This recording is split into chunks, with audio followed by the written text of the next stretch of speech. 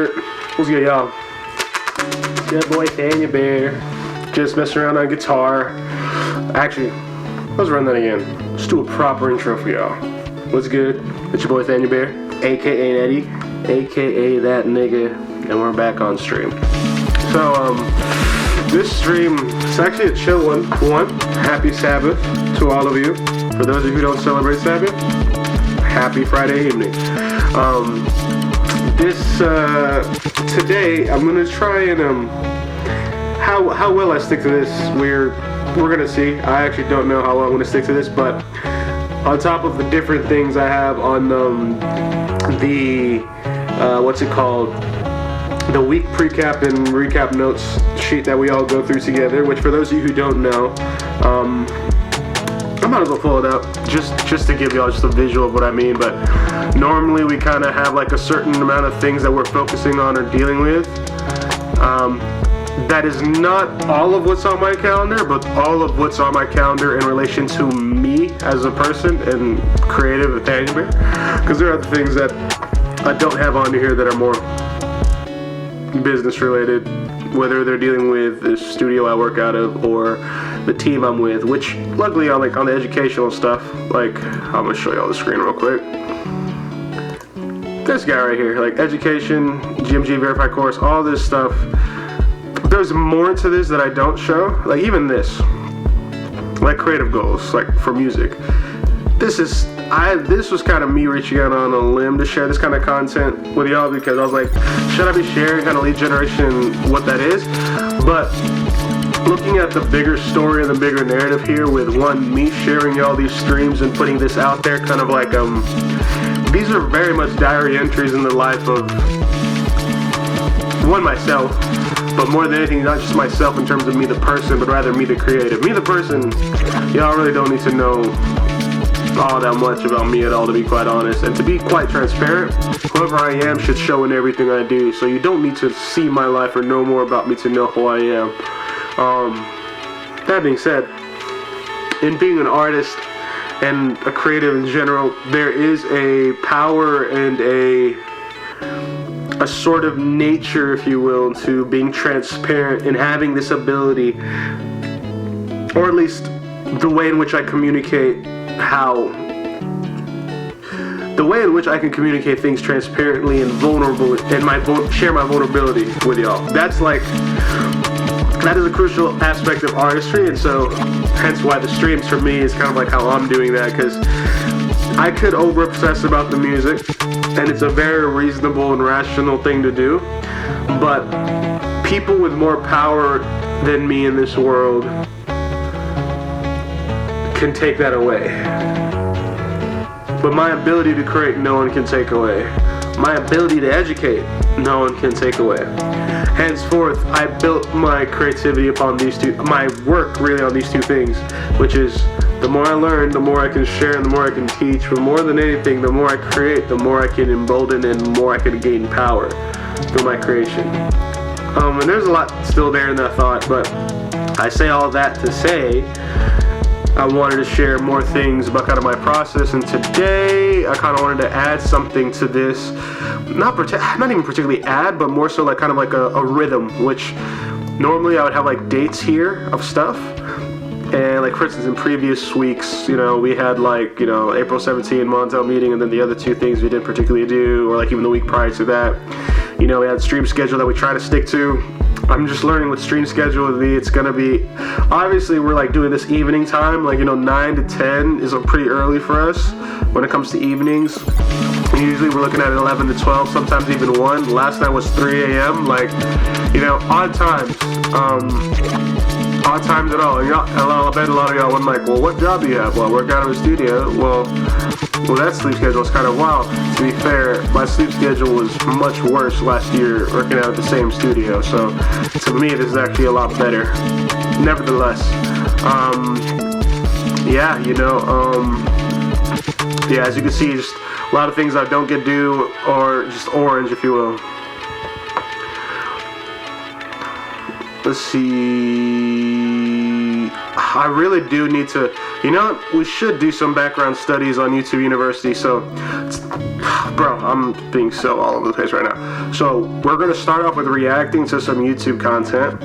And when I mean reacting, really, I'm sort of like a chronic learner in the sense of like I love learning things, and not like random things. I like learning specific things related to skills and goals with a purpose and intention to get better.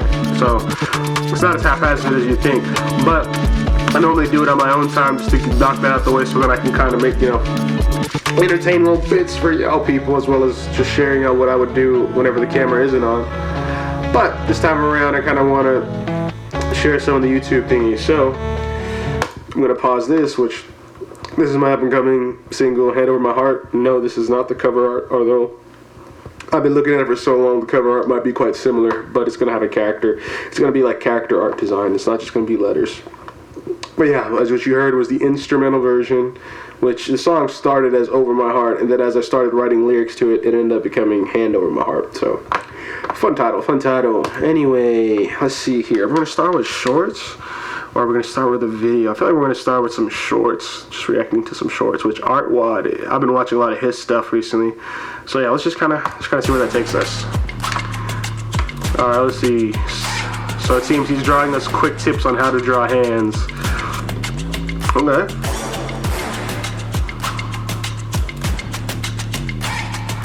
Add anatomical detail. Interesting. Let's run that back. Okay, so it says draw mittens in space. Interesting. So the idea is understanding the mitten, which I've seen different types of approaches to this so-called mitten, if you will. Like this right here being like you draw, the gesture is sort of like the motion, if you will, at least what my understanding of gesture is anyway. So it seems you lay down the basic kind of blocking or perspective, if you will, of the mitten, and then from that mitten you seem to make these gestural lines that should show or imply their form. Which one thing, like this kind of circle for the thumb area, or the thumb pod, I guess, if you will, it took me a while just to even understand this, because like you have to, especially in drawing too, you have to really break things down to like their most kind of fundamental sort of shapes, and it's tricky, it really is, but you figure it out, So yeah, his steps would seem to be to add, once you figure out the mitten, you add the gesture, and then you break up individual forms, and then you add detail. Check this out, man. Generally formative. Tortilla shells that we would always get, but then I learned something along the way. When you read the ingredients right here, you see the enriched bleached flour. Okay. It actually leads to weight gain. It's an ultra-chemical process where they remove the life germ from the wheat grain, and they do that to make it to where the flour just basically never spoils. What they do, they remove that life germ, and then they add synthetic nutrients to replace the natural nutrients that was lost inside that life germ. And you see them right here. You see the synthetic niacin, reduced iron, thiamine mononitrate, riboflavin, folic acid. So when I learned that leads to weight gain, what I did, I started looking around for a tortilla that was made with a flour that wasn't enriched, and here go one right here. So you notice right here, it's made with whole wheat flour. But the problem is with these tortillas, it's hard to find a tortilla that's not made with ultra processed chemical ingredients, because you got to look right here. Notice you see the sodium acid, the pyrophosphate, you see the distilled monoglycerides, gar gum, cellulose gum, fumaric acid, calcium propionate, suberin. So instead of buying the store-bought tortillas, because if you look around, it's basically impossible to find all natural tortilla shells. This is what I do instead. Check this out. I just learned how to make tortillas from scratch, man. All you need for tortillas is four simple ingredients. Natural flour. Now notice right here, this flour. All you see is hard red wheat flour and soft wheat flour. You don't see this thiamine mononitrate, riboflavin, folic acid. That flour was not put through the enrichment process. Natural olive oil, natural sea salt, and some natural spring water. All right, now all you got to do is add the flour and the salt together. You're going to mix that up. All right, then what you're going to do, you're going to add the water and the olive oil to the mixture, and then you're going to mix that up with the spoon. And then when it kind of all come together, you're going to use your hand at that point, and you're going to mix it all together with your hands, and you're going to knead it up real good. And then once it's all the way kneaded up, you're going to go ahead on and put it to the side, cover it up with a piece of plastic, put it to the side. You want to cover it up with a piece of plastic, put it to the side for at least an hour. Preferably overnight. So I'm just making this into a tortilla. This is actually very informational, y'all. I'm here. I'm hooked. Okay. You know, this is the way I do it. There we go. I take it and I drop it on the skillet. Notice it's starting to puff up like this. Let's take a look. Bam, now you flip it, just like that. And there it is. Got the homemade tortilla, now look. Ooh. Thing tastes better, and it's better for me. This is an example of how I lost 100 pounds. But look, this was me in 2014. I lost 100 pounds still eating the foods that I like to eat. I wrote Life Matters So Let's Eat Like It to explain how I did it. We've helped thousands of people lose weight with this book. If you got to go to lose weight, it will help. We're doing an Easter sale right now. If you want to grab a copy, feel free. I got the link underneath my profile picture. Prayers up, blessings up. Check this out. What? Amazing. See, that's the beauty of just scrolling randomly on socials. Yes, obviously you're going to get the brain rot if you look for brain rot and if you search for that content. But then you get stuff like this, man. That was really awesome. I'm actually, let's see. So you are really, all you need is flour, natural olive oil, natural salt, and water. And he put some flour in there. And mind y'all, this is like me learning real time. So if it's just regurgitating information for you, please bear with me. But he put the flour in there, and then after he put in the flour, he put in the salt. Actually, did I mention salt? Natural salt as well. So we need flour, we need all natural flour, we need salt, we need natural olive oil, and we need water. So he put in the flour and the salt, mixed them up really good, and then once he mixed them up really good, he put the olive oil in. I want to say put the olive oil in the water. And then after he put the olive oil in water, kind of mixed it all up together really well to kind of knead it up into a dough, and then he covered it for at least an hour with a plastic wrap. And once he covered it, he seemed to lay down some flour, flatten it out. And then after he flattened it out, just went to fry them hoes. And once it puffed up, flipped it to the other side, and he had a fresh tortilla. Okay. So let's. I notice right here this flour. Natural sea salt and some natural spring water. All right. Now all you got to do is add the flour and the salt together. You're gonna mix that up. All right. Then what you're gonna do, you're gonna add the water and the olive oil to the mixture. Cool. And then you're gonna mix that up with the spoon. And then when it kind of all come together, you're gonna use your hand at that point, and you're gonna mix it all together with your hands, and you're gonna knead it up. Cool. Yeah, I think we got the general gist of that one. Really great content. Wow. Shout out to Jabez Invests. Let's see. Founder of Go Nature Light. Yeah, he used to make awesome nature content. Just subscribe from us. That was awesome. That was awesome. I love it. I love it. I love it. Then I learned something along the way. When you read the ingredients right here, you see the enriched. I want to scroll for more. It actually leads to weight gain. Okay. All right. Well, missed out on that. Let's see. See, lazy color theory for lazy artists. I wouldn't want to consider myself a lazy artist, but I do have lazy tendencies. Let's see. And that text next to your girl. Kingdom Hearts remake already exists. How to Draw What You Want by Bryce Colander. I like how your art looks, Bryce, so we're going to put that here. That's a 34-minute video, though. Are we going to react to a 34-minute video? Senna confronts Emiru. Why would you? They're just looking bad. That's why that shit's got how many views. Let's see.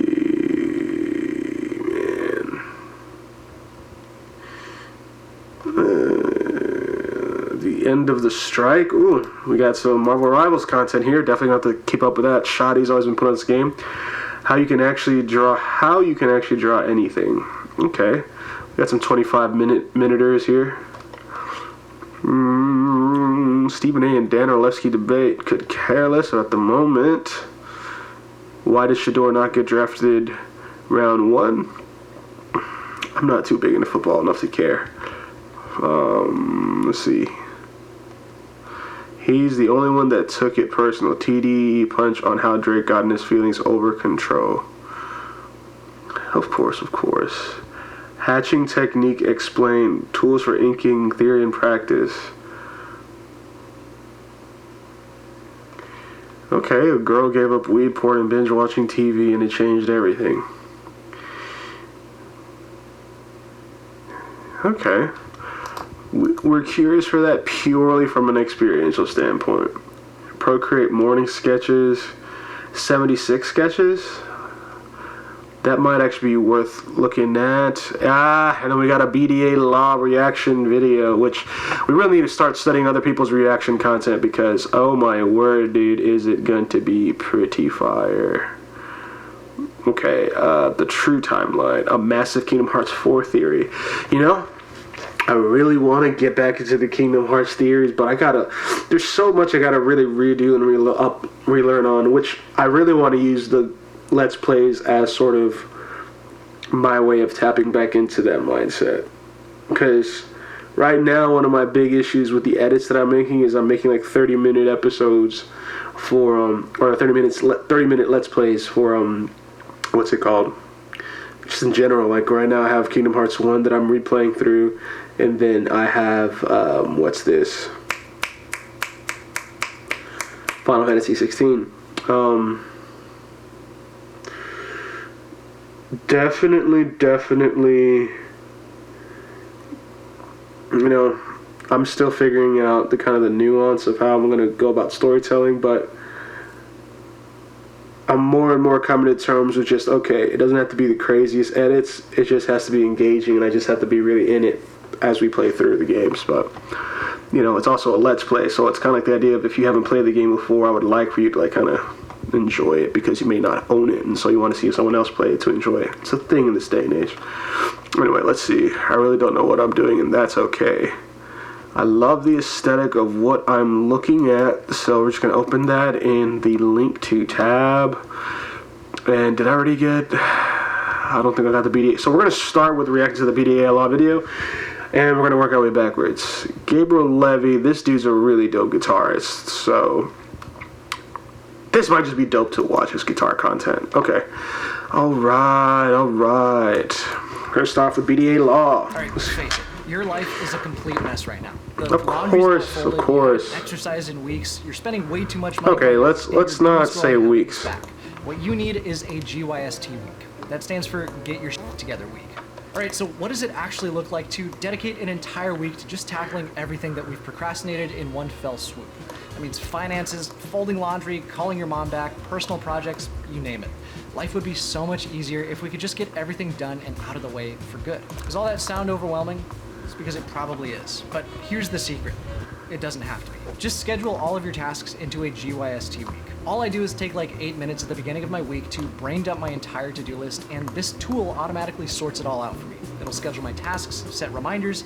Cool. The best part is, if I miss a task, alrighty, had to like get the goals readjusted. I'm not gonna lie to you guys. Alright, let's get it. I'm at a place now when we are reacting to BDA Law's video, reacting to chapter 1147 of One Piece. Let's get it.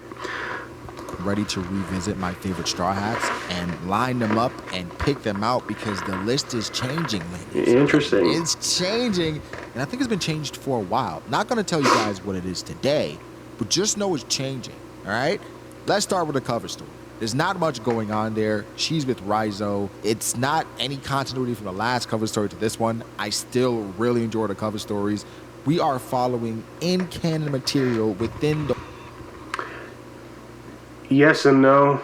I'm going to let him finish what he's going to say, but just for y'all to know, cover stories are awesome because they're really fun and unique ways that Oda can still maintain, you know, stakes and or storytelling plot lines. Like, for instance, the CP9 cover story, like kind of just showing their kind of what happened to them after the fact. A lot of that stuff really helps build hype and attention for potentially other arcs. Like, One Piece is a huge thing. It's not just Oda, although it is just Oda, like, as the brainchild of him, but he has a team helping him, and helping him not in the sense of telling the story per se in the actual creative work in it, but also to the actual work of it, you know, which comes with how do you, like, do backgrounds and do all these different things, right? Like, he does the character designs predominantly, and then they go behind him and finish the backgrounds that he initially helps design and set the schematic for. Why do I say all that and bring that up? Cover stories aren't all made equal. This one, what makes this cover story promising is that it's giving Yamato a little bit more characterization, given the lack of characterization in Wano, or at the very least, the time and build up to it. Because to me, if Yamato is introduced very early in the arc, like when I mean early, I mean like not Onigashima raid, like I'm talking intro to Wano. Even if it wasn't Yamato at the time, but Yamato with the mask and all that stuff, and then you're like, oh, who's that person? Like, they're always here, and they had this interaction. Like, genuinely, if Oda did that, I feel, one, this cover page, or these cover story series wouldn't be as necessary for Yamato's character, but I feel because they seem to be necessary, because Yamato might seem to play a more important role, I don't know. Doesn't weigh on me as heavy, but I can understand why, Brago's big on it. Because at the end of the day, these cover stories are canon. So there's that whole thing to it. You know what I mean? So I can't particularly fault him for that opinion. The One Piece world. There's nothing to complain about. Literally nothing to complain about. Even if it's not the most exciting thing, it's in canon stuff making the world feel more alive. I am here for it. Stop complaining. See more and more people complain. If y'all consider what I just said complaining, I think you're fair. Think about a cover story. Well, it's not bad or what? It'll get there. But not much happened. Yamato, Raizo, it is what it is. Now, let's get to the story. I'm not going to go as far as to say, why did Oda bring Saul back? Because you understand why he brought Saul back, right? We needed that moment for, the clip with Robin and Saul, right? He brought him back. But man, Oda has put Saul in so many detrimental positions. Damn near, it's been a comedy for me with Saul, right? Not saying I hate Saul, but gee. Who does? No, how shout can out you? to Saul. Necessary sacrifices. He's always going to make a good sacrifice, but Saul, man. Somers, I think he's my favorite God Knight right now. He's really cool. He's collected. He's pretty damn evil, okay? I'm not going to say I relate, right? But he's pretty damn evil. He's cool. He seems like an old war general. Like he knows what he's doing, and I like that. I love competent antagonists, right? Competent characters in general. So, shout out to Somers. Now, this chapter, not necessarily an update, more progression, but it's not major, right? It's one of those chapters that you feel like is absolutely necessary. It's giving us bird's eye view as to where everybody is, letting us know just how dire the situation is. Somers, the God Knights, they're making their demands and just seeing how the Giants in Elbaf respond to it. So absolutely necessary. Yes, and to even add on to that, which I'm pretty sure he's going to go on to it later, I mean, Oda does this very consistently in the arcs to where he does these maps, these kind of like D&D sort of RPG-based maps that kind of give a schematic of the region. Even whenever, like, Luffy and the team landed on Wano initially in it was a very disorienting castle place that was technically a detention center ran by that freaky ass nigga. I can't remember his name. But, it's this idea of he has a very at least with this arc, and I say with all arcs too, but especially this arc, Oda has a very RPG-esque approach to the narrative, which is at some point the characters are going to get context for where they are, because one, Nami's trying to build a world map, so there has to be some nuanced level of like cartography going on at almost every arc, or at least you'd think, to keep the character progression for her consistent. But then on top of that, it's like he wants us all to have context and awareness of what's going on to get more bought into the conflict that he's creating, essentially. And in doing so, it really makes you bought into the world, bought into the stakes. Like right now, this chapter, which if you didn't see it already, I want to say I posted the reaction on Thanya Bear Plays, which if you haven't, go over to Thanya Bear Plays, like, comment, subscribe on literally all those videos. Just spam it. That's where I put all the VODs that don't stay on Twitch. But just because it was last night, or technically this morning, I should still have up my live reaction to the chapter. Overall, though, I mean, I kind of agree. Just from just the general overview, I hope you guys get some more details on certain things. So I'm curious on BDA's thoughts, but definitely this chapter was kind of one of those that it's not major progression per se, even though I think it is in the sense of setting stakes, but it's definitely one of those where it's like this chapter is going to allow for a lot of other things to happen coming up.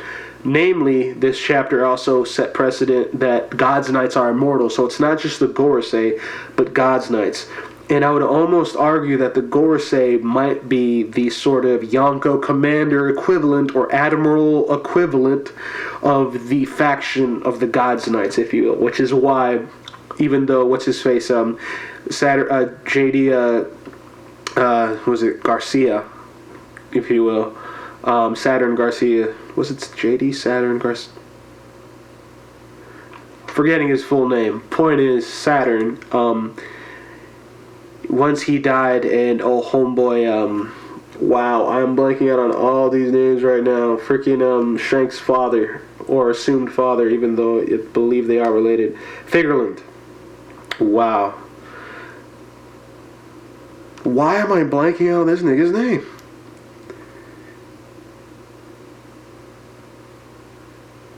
Garling. Goodness gracious. Garling Figureland. That's insane. Anyway, him becoming a Gorosei would seem to show that the God's Knights, it's kind of like, the Gorosei are kind of like the, at least to me in terms of how Oda's kind of created hierarchies within the One Piece world. Yonko Commander, the Marine Admirals, that is the Emu equivalent to the Gorosei, because remember, the Gorosei are considered the highest power within the One Piece world, as far as the world government's concerned. And since the Gorosei are considered the highest power, the God's Knights being their knights, or the knights that govern the celestial dragons and the gods themselves, it only makes sense that they are like the next in echelon right under the Gorosei, even though Emu is the one that rules everybody. So, it's interesting. They take the hostages, the giants, they're trying to fight back, and now we're at the place where, okay, let's make our demands. It's like a heist, right? Like a kidnap. They get the person, the people, they're trying to figure out what happened. Now they are calling with their demands. Now, giants, it's your chance to respond. It's your turn, Ja Rule. And Ja was like, oh, me? And everything's gonna come to light. Everything is gonna come to light. Whatever Ja Rule did, right? Not saying he was in tandem with Harold, but whatever he did, if he did anything wrong, now people are going to find out. FYI. Shout to Gunko. Gunko rounded up the Straw Hats, right? And she took them all down. And I think that's a big W on her part. And Nami's somewhat berating Jinbei, saying, Jinbei, what are you good for? Right? You're here. Luffy's our Sanji now. You're here. We were supposed to be good. Jinbei's like, shut up. God. No, man. Listen, both aren't wrong, right? Jinbei is the elder statesman of the crew at this point. He is not saying he's a part of the monster trio. If you want to consider the monster trio, Zoro, Sanji, Jinbei, sure. But Jinbei's one of those. And so for Nami, she's like, Jinbei, like, how you let this happen? However, the matchup, right? And Jinbei's like, I don't know how to handle this ability, which is fair, right? Yeah, it's understandable. And she has a pretty decent ability with the arrows. So he's like, I don't really know how to handle it. Now, Brooke. The panty joke was right there. It was a layup. I thought Brooke was going to go straight to the panty joke. He didn't. He went to an epic quote instead, because Gunko, of course, she's enamored with Brooke, right? But when you're not curious, you never innovate. Fair.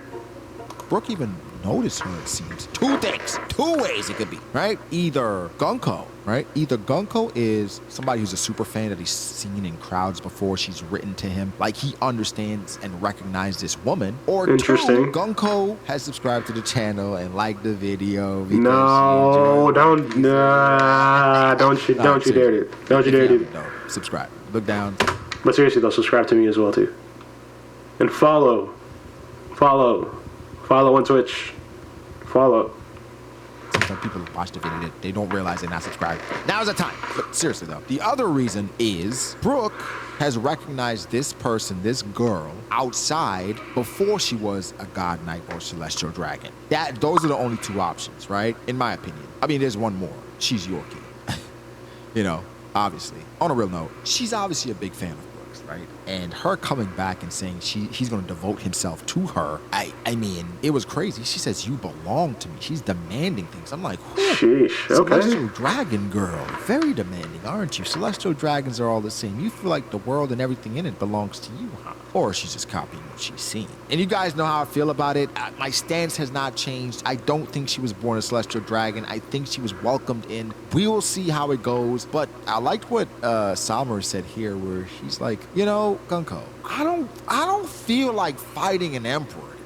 Like, that's not the mood I'm in. So even the God Knights respect the Emperors, which you gotta love, because I know a lot of people will just immediately throwing God Knights over Emperors casually. I'm like, slow down. Temper your expectations. Yeah, no, I think tempering the expectations is valid. Now, granted, it's implied that they are immortal, so they definitely have a similar power to the Gorosei, which makes them incredibly dangerous. As you can see, only 3 God's Knights are on the giant island, and if the Straw Hat Fleet wasn't here, you could argue maybe Yasan might have been able to kind of hold them off to a degree, but, brother, 3 God's Knights, 1 Yasan, granted, he's an older Roger pirate, so in terms of power scaling, he should be able to at least knock out 1 or 2 of them before getting beaten.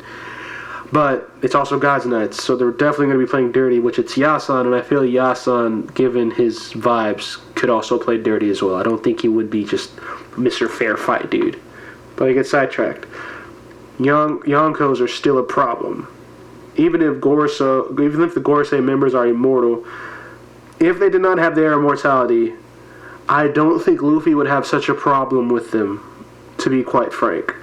And he really was. He was throwing hands with them. You know what I mean? Like, it's just he wasn't really doing much damage, because every time he would do damage, they just come back. Which, granted, he would probably just come back too. So, I think we're definitely going to see where maybe Joy Boy's issues were, because some of the Joy Boy's hockey, I mean, he just done dusted all of them. So it's like, what really happened with Joy Boy? What was actually the issue there? Because it doesn't seem power scaling. But anyway, I'm getting ahead of myself. Point is, we can't put much heat on the God's Knight name just yet.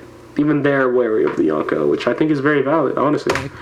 But Yonko was making her demands, right? And Jinbei called her a groupie. I'm like, Jinbei, figure out the ability. What is wrong with you, Jinbei? Thought that moment was hilarious, right? But Yonko basically tells Brook, are you still going to refuse if it means losing your life? And I love Brook in these moments, because it's not about her panties, right? It's not about that. He's saying, even called a young lady. Remember he did the same to Big Mom? Because all these people are younger than him. And the fact that he called a young lady is interesting. That's interesting too. Because Gunko, we don't know how old these people are. Since they are mortal, that means Brook has seen her at some point. More than likely. That could be a hint, right? Interesting.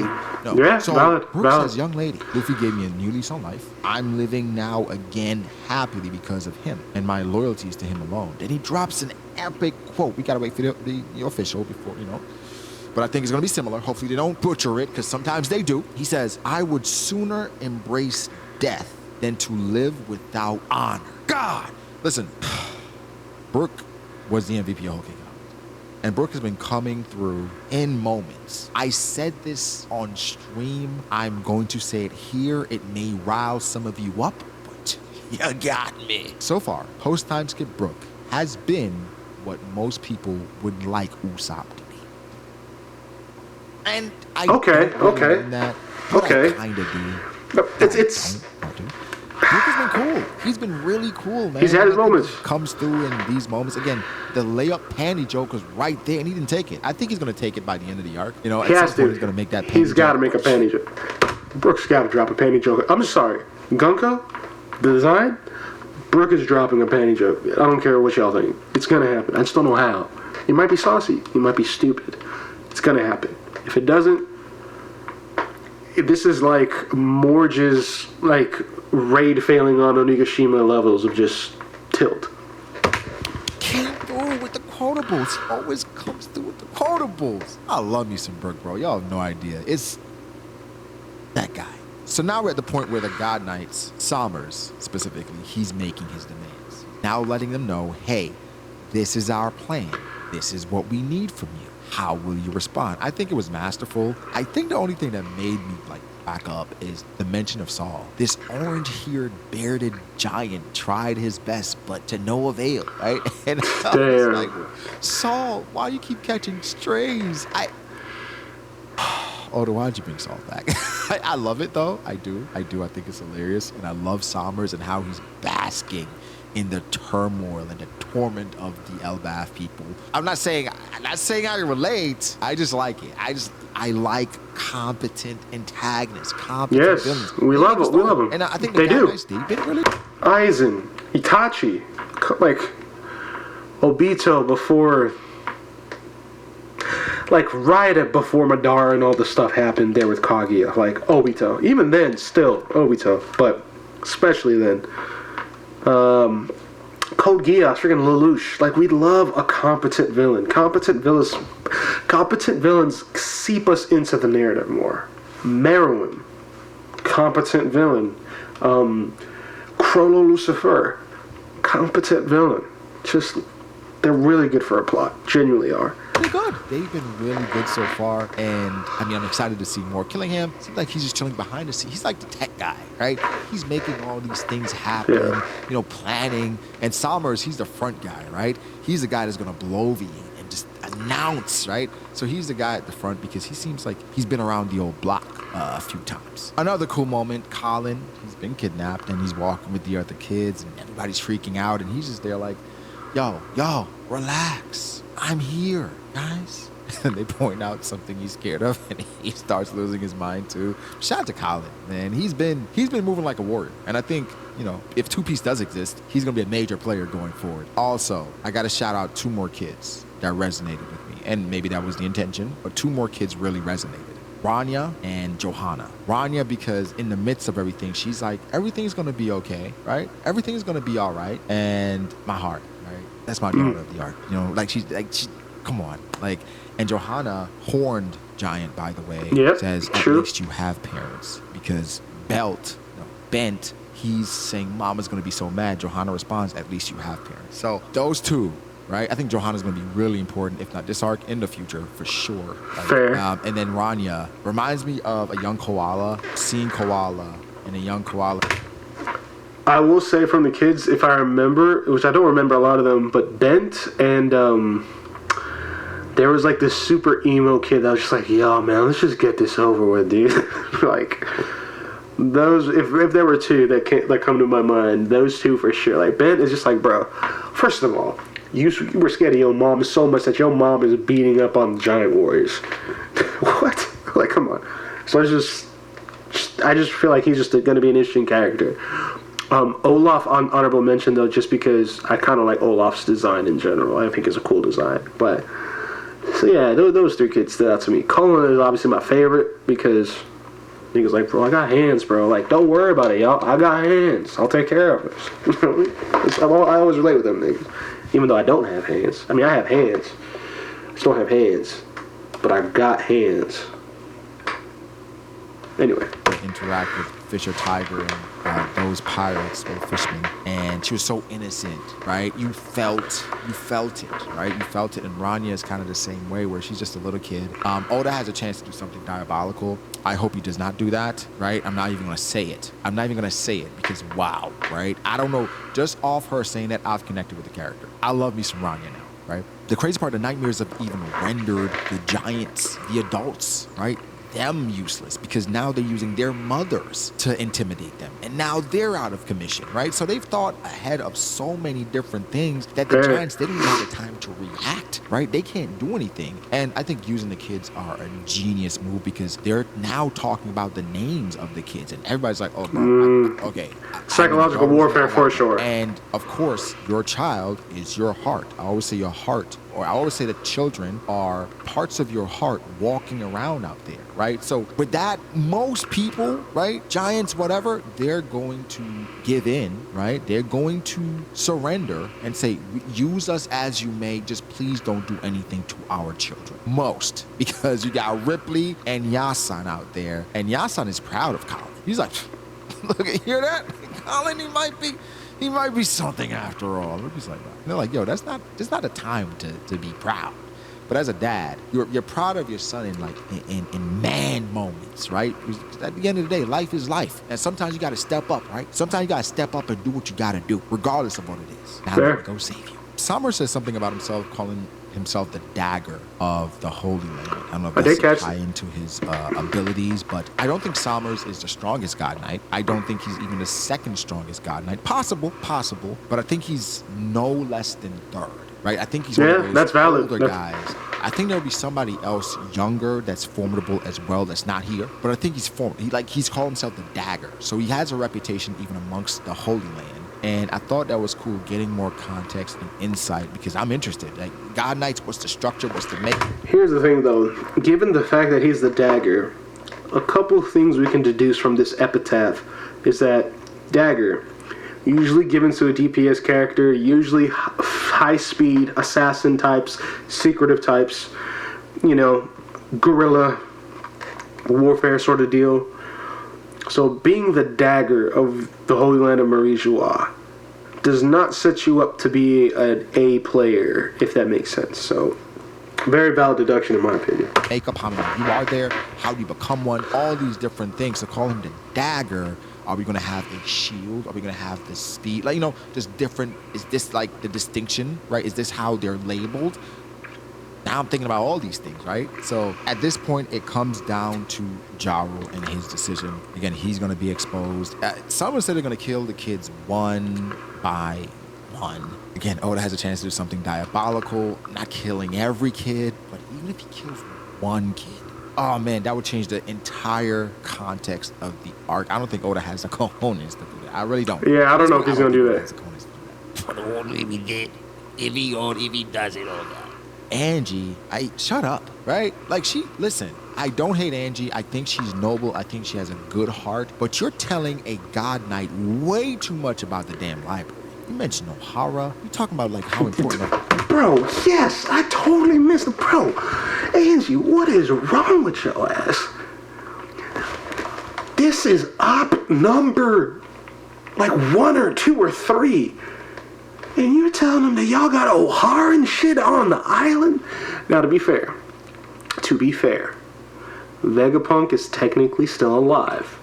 So to some degree, the government is still wary of O'Hara and the things about O'Hara and trying to keep that under wraps. But why would you tell the niggas it's there? Yeah, I totally missed... Yeah, I mean, well, I didn't miss it. It just didn't register to me till literally this moment. Angie, you tripping, guys. I would not want you on my team. For real. Might be the rat in the freaking Giants for all we know.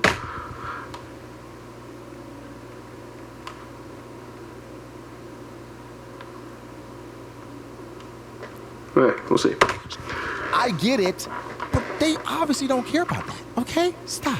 Please, stop. Right now. They're trying to reform the Giants to back to what they were. Screw the libraries, screw the schools, get back to raising warriors. So like Erwin Smith and set your... Another thing too, now I'm realizing this too, that I didn't really process this whenever I was reacting to it real time for the chapter, but now that, what's it called? They're trying to get the Giants back to being warriors and breeding warriors because they need thralls. They need people to do their dirty work for the upcoming war. This makes me now consider Harold not as evil as I potentially thought he was. Now, the collusion between the God's Knights or the Marie-Joie and King Harold and what they were planning on doing, I don't know. It doesn't necessarily get him off the list per se, in terms of like the fraud watch or anything like that, but given that that is the opinion of the Holy Knights or the God's Knights and kind of their approach towards what's been going on, Harold's almost off the chopping block because he wanted to bring education. He wanted to, he essentially wanted the Giants to not do that. Now his rationale for why, it's just a lot still in the air, but it's enough to have me at least doubt that Harold is evil in this. But Oda does this really well too, where he'll make the stakes, or not the stakes, the motivations of characters morally ambiguous enough to where you're kind of switching your thoughts on them almost every other chapter or every new revelation up until the main revelation of the whole entire narrative. So I don't want to necessarily jump on that too quickly either, but it's worth pointing out. Heart's ablaze for me, right? And he says if you don't, we're going to kill your kid. And I don't think if there's a bigger motivator, right? Because Vagabond is on the way and robbing is on the way. Now, let you guys know, I don't think Robin is going to fight Sommers. It is the worst matchup for Robin, for obvious reasons. For Scopper, Scopper, I think that's a great matchup. They call him the Mountain Cleaver, or whatever. Mountain Cleaver is pretty. He uses an axe, he uses thorns. Match made in heaven. Gunko and Robin is interesting. And it's interesting for a variety of reasons, mostly matchup and how the arrows would interact with Robin's arms. Robin can spawn on Gunko. How could Robin grab the arrow and tie it? It depends, right? But I think Robin is going to fight Gunko and Sommers is going to fight Scopper Gaban. Now, there's more coming to the arc. I've been hearing more and more people say that the arc feels a bit underwhelming considering who's here. More people are going to come, right? I think we just got to be patient. I think we're probably around the middle of the arc. There's still a lot more to go. And I think a chapter like this is absolutely necessary. I'm excited for Gaban to see what comes of him. What does he do? I'm excited for Robin, right? Because this is what we want. Straw Hat moments, right? We want the other moment. Luffy, Zoro, Sanji, they're going to get their moments. The others, can they get moments too? And I think that's coming. Good chapter, enjoyable, had comedy, great progression, good progression, and we're in the thick of it now, right? And I expect next chapter to be really good, really exciting. Can't wait to see it. Guys, let me know your thoughts. How do you feel about it? How do you feel about Sommers? Or rank your God Knights for me. Rank your God Knights, best to worst. For me, it's Sommers, Gunko. Easy.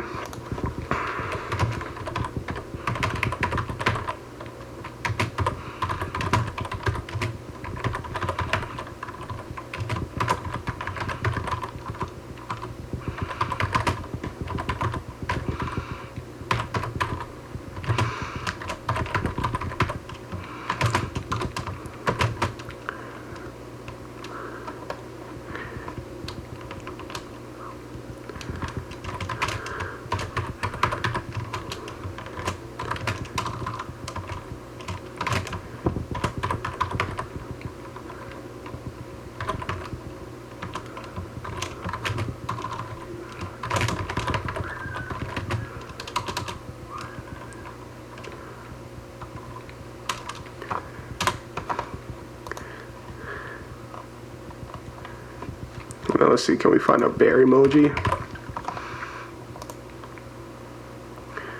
And then we're gonna do... Can we find a fire emoji?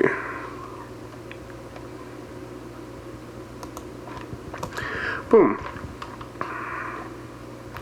Alright, next video.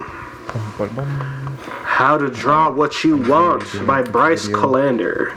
Showing sort of like the mindset or thought process behind like learning in a way where I don't use reference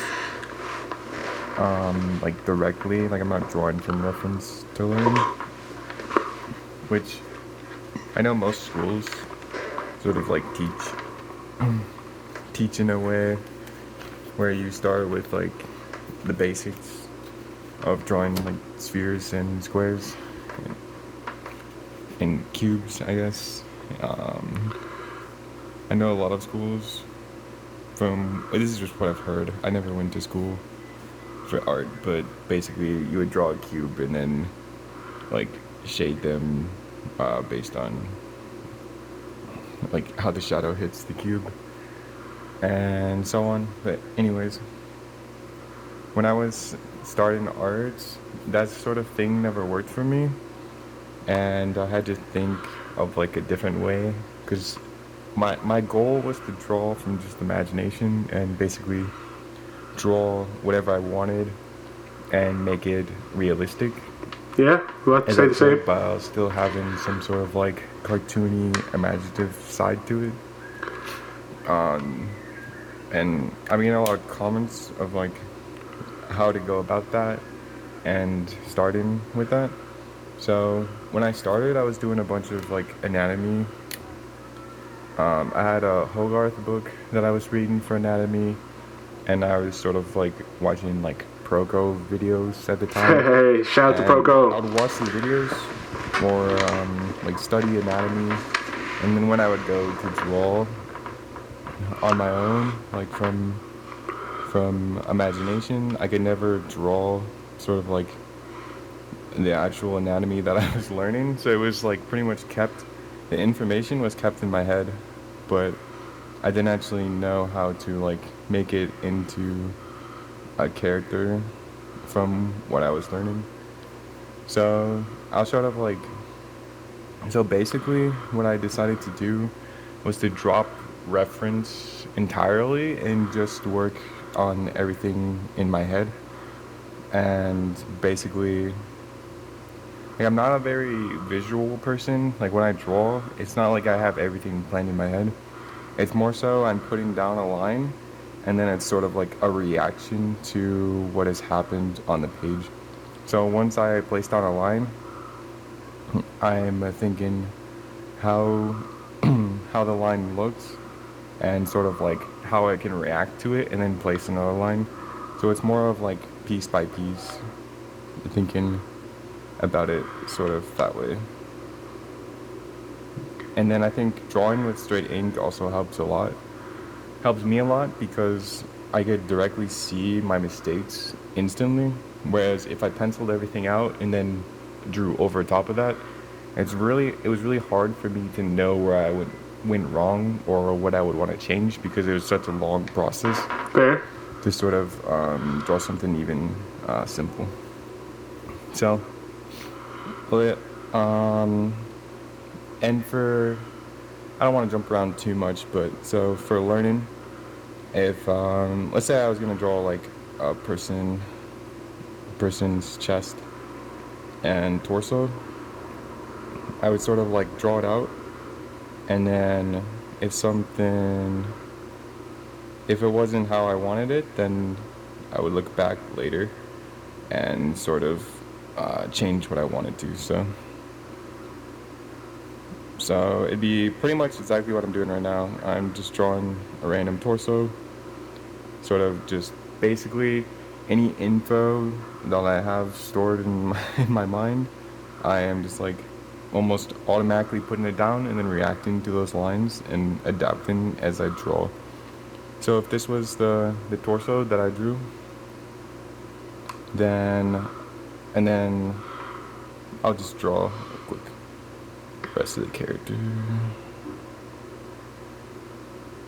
This is kind of a first, I wouldn't really call it teaching because I don't think I can really teach art to someone. I feel like I can kind of like say what I did, and then you can take that info and sort of like bend it to what you're trying to achieve with your art or what you want to do. I don't think I can directly teach you how to do something. I don't know. Art is a very like solo game, I guess, where like it's basically all up to you and what you want to do. And at the end of the day, getting better at art is just comes down to like drawing over and over. But Which is very real. if I drew a character like this, I'll just draw a head like this. If I drew a character like this and I'll give him some pants.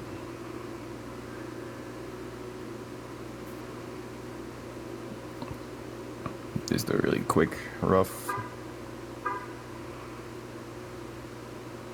I mean, that's his feet. If I drew a character like this, and then after I would draw something, I would sort of like examine it and sort of just like stare at it, different parts that I liked or didn't like. So let's say I didn't like how the stomach turned out, or it didn't look quite how I wanted to be in my mind, or it wasn't like as realistic as what I was going for, then I would draw basically another character right away, and sort of just whatever I'm interested in, just sort of picking something and then drawing it fully out. So then I draw, this time I drew a back of a character, and pretty much same thing. I draw the back of the character. Okay. I didn't draw his wings, but that's just kind of stupid doodling on top. Draw the back of the character. Draw the back of his pants.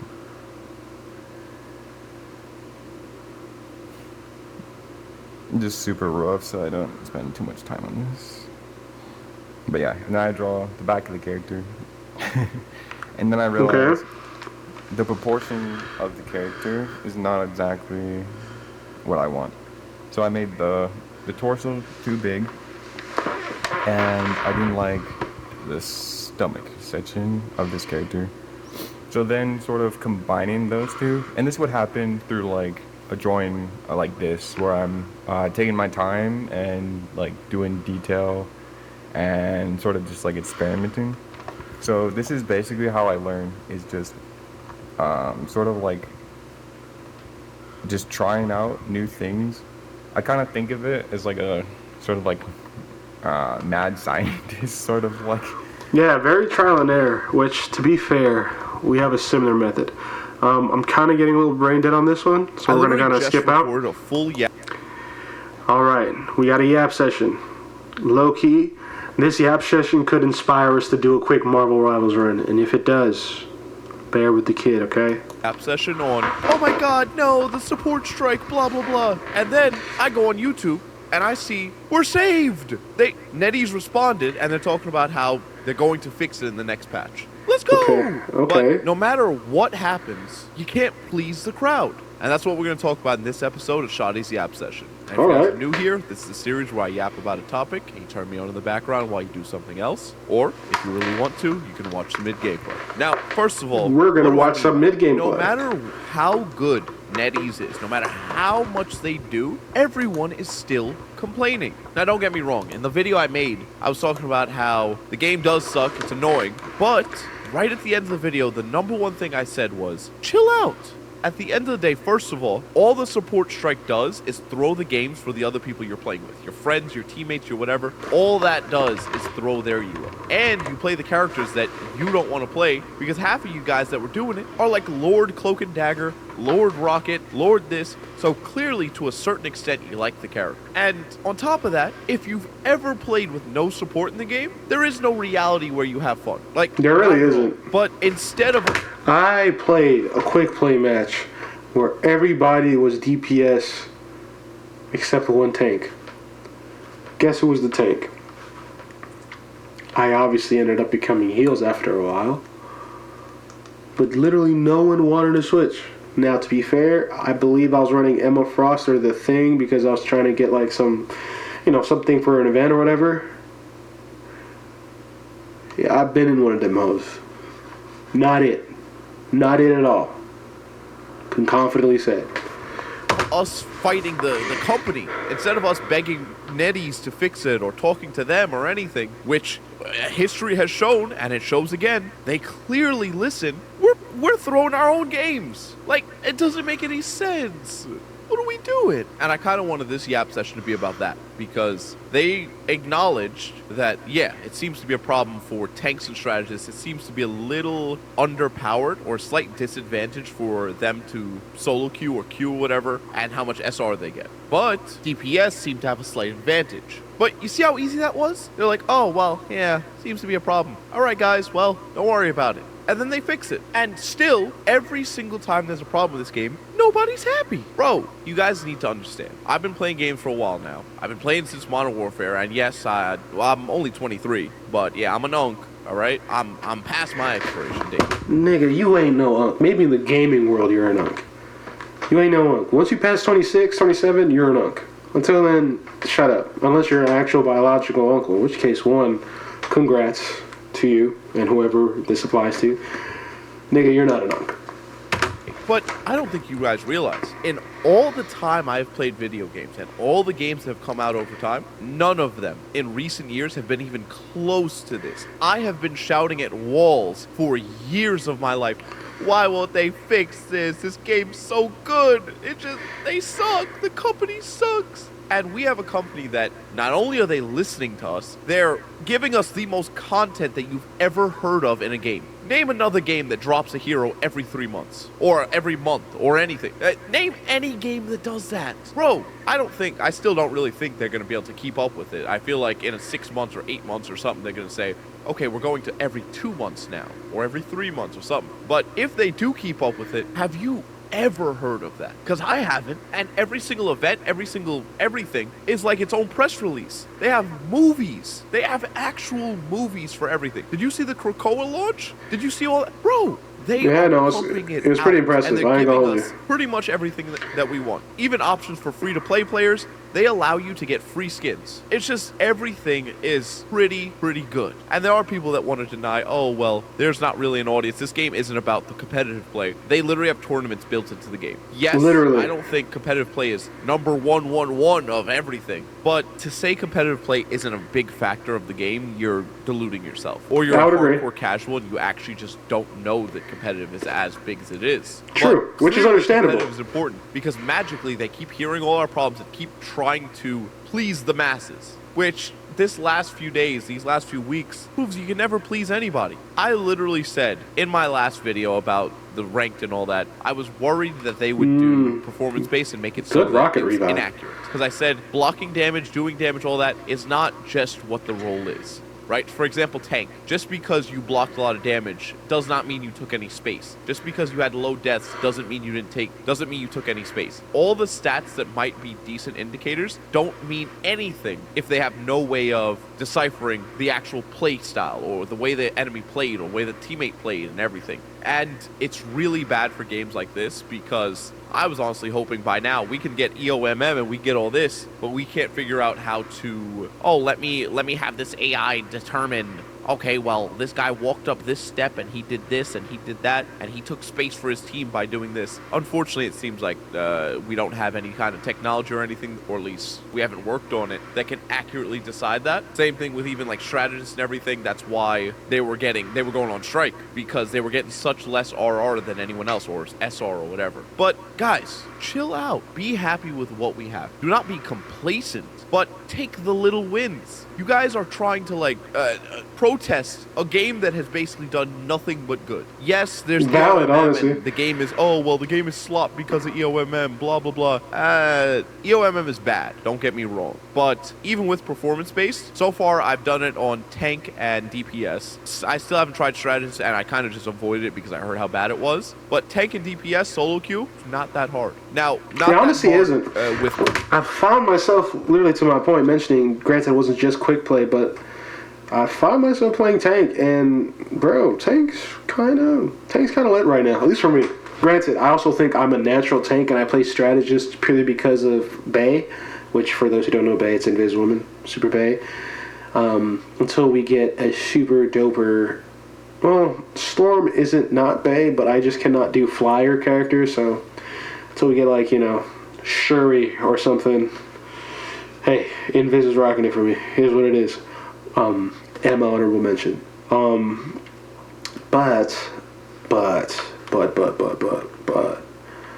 yeah, it's just not as fun playing strategist. Granted, actually, no, it's not. I really wasn't even like in the whole echo chamber people complaining about that stuff, because to me, I don't complain. Well, let me not say that. I do complain mid-match, but my complaining isn't because of something on my end, in the sense of like, oh, you need to change these for you. Like, none of that. It's more of like, come on, guys, don't we all watch YouTube videos and understand that in order to do this well, this is what we do? That's usually where my complaining comes from, and then it devolves into the other thing if there's enough trolls, which I've also learned with, at least in Marvel Rivals, that has taught me, and maybe this is just maturation playing its game upon me as well, but just don't fall into it. Don't fall into the negativity. Don't fall into like the emotional response. Just get good, which I think that's also kind of like a Dark Souls-ism for myself. Like, once you just learn, I can get better, a lot of the annoyance kind of just goes away and you just kind of chug along. But I digress. Quotations. Is it probably 20 times easier to get at least one other person to play with? Absolutely. But is it so bad that it's like, wow, this is worse than any other multiplayer game I've ever played in my life with ranked? You're crazy. Have you ever played League? I don't even really play League, but I've seen the horror stories. Oh, right? it's Have you bad. ever played, what else? COD? COD is the worst on this. Everyone hates COD 4, so I can't even use that as an example. But even Overwatch didn't feel too different from this. And Overwatch was the king of these games. It was the only one really that anyone cared about. So I just chill out, guys. People are listening. People are doing stuff about it. People are doing everything that we asked for pretty much. They're giving us free stuff. They're giving us everything. So take a second and actually take some wins. Right? We're getting what we want. Be happy about what we want. Don't be complacent. Don't just say, all right, let's stop being hard on the company altogether. We got to hold them to a standard because this is a great game. We want it to stay that way. So don't just, oh, well, they're doing some good stuff. Let's just forget about everything else bad. Don't do that at all, please. Because that'll ruin the game, because if we get too complacent, they might get complacent and then the game dies. But right now, I love this game. It's great. It's fun. I need more friends to play with. But Fair. It's a great game. Now, before we continue, this will be a good point for the middle of the app, so let's get right into it. And if you guys are new here, this is the part of the video where I talk to the audience. And if you want to skip it, I always leave timestamps. Oh, guys, first of all, I'm so mad that I recorded that whole video, and I thought it was pretty good, too. I think it would have made a lot of people mad, though, because I was basically talking about how ridiculous everyone's being about the support strike and how unfair it is and how you're just throwing your teammates. But now I'm probably going to scrap the whole thing, and I'm so sad, because I wasted like 20 minutes, 30 minutes yapping about that. I wanted to say thank you guys again. I think we're almost at 47K now, so every time I get a new yap session, I seem to say, oh yeah, we're 1,000 higher than last time. We're 1,000 higher than last time. If you guys don't know, we're doing a subscriber goal because everyone agreed with it. And right now, I have to eat a extra large piece of pizza in under 30 minutes if we hit 50,000 subscribers by Sunday. So, feel free to subscribe so you can see me torture myself. But leave a comment down below. Let me know what you guys think. I'm so curious because I feel like I'm in like an echo chamber. I feel like I'm losing my mind. I'm talking to walls here. This game's great. This game listens. It's cool. Cool characters. Hot skins. Like, yes. I can go to this. I've mastered the art of playing with one hand now, and it's insane. So I can't have you guys take this away from me because the hub ain't as good. No. But no, seriously, please, let me know what you guys think. I feel like I'm crazy here. I feel like I'm the only one that really, like, loves this game. And I agree, like, the EOMM sucks, some stuff sucks, but the game's fun. The game's interesting. I'm not even gonna hold y'all. I still don't know what EOMM is. Like, I'm aware it's like AI matchmaking to some degree or whatever, but like, bro, it is so not on my radar, even though I'm probably a victim of it. Most of our Marvel rivals rank gauntlets, but yeah, anyway. And the company listens. I kid you not, I've never heard of that. Most companies, like the companies that listen are... That's like, another thing. These niggas actually listen too. Like, bro, Destiny 1 and 2? Do you know how much niggas just had to suffer?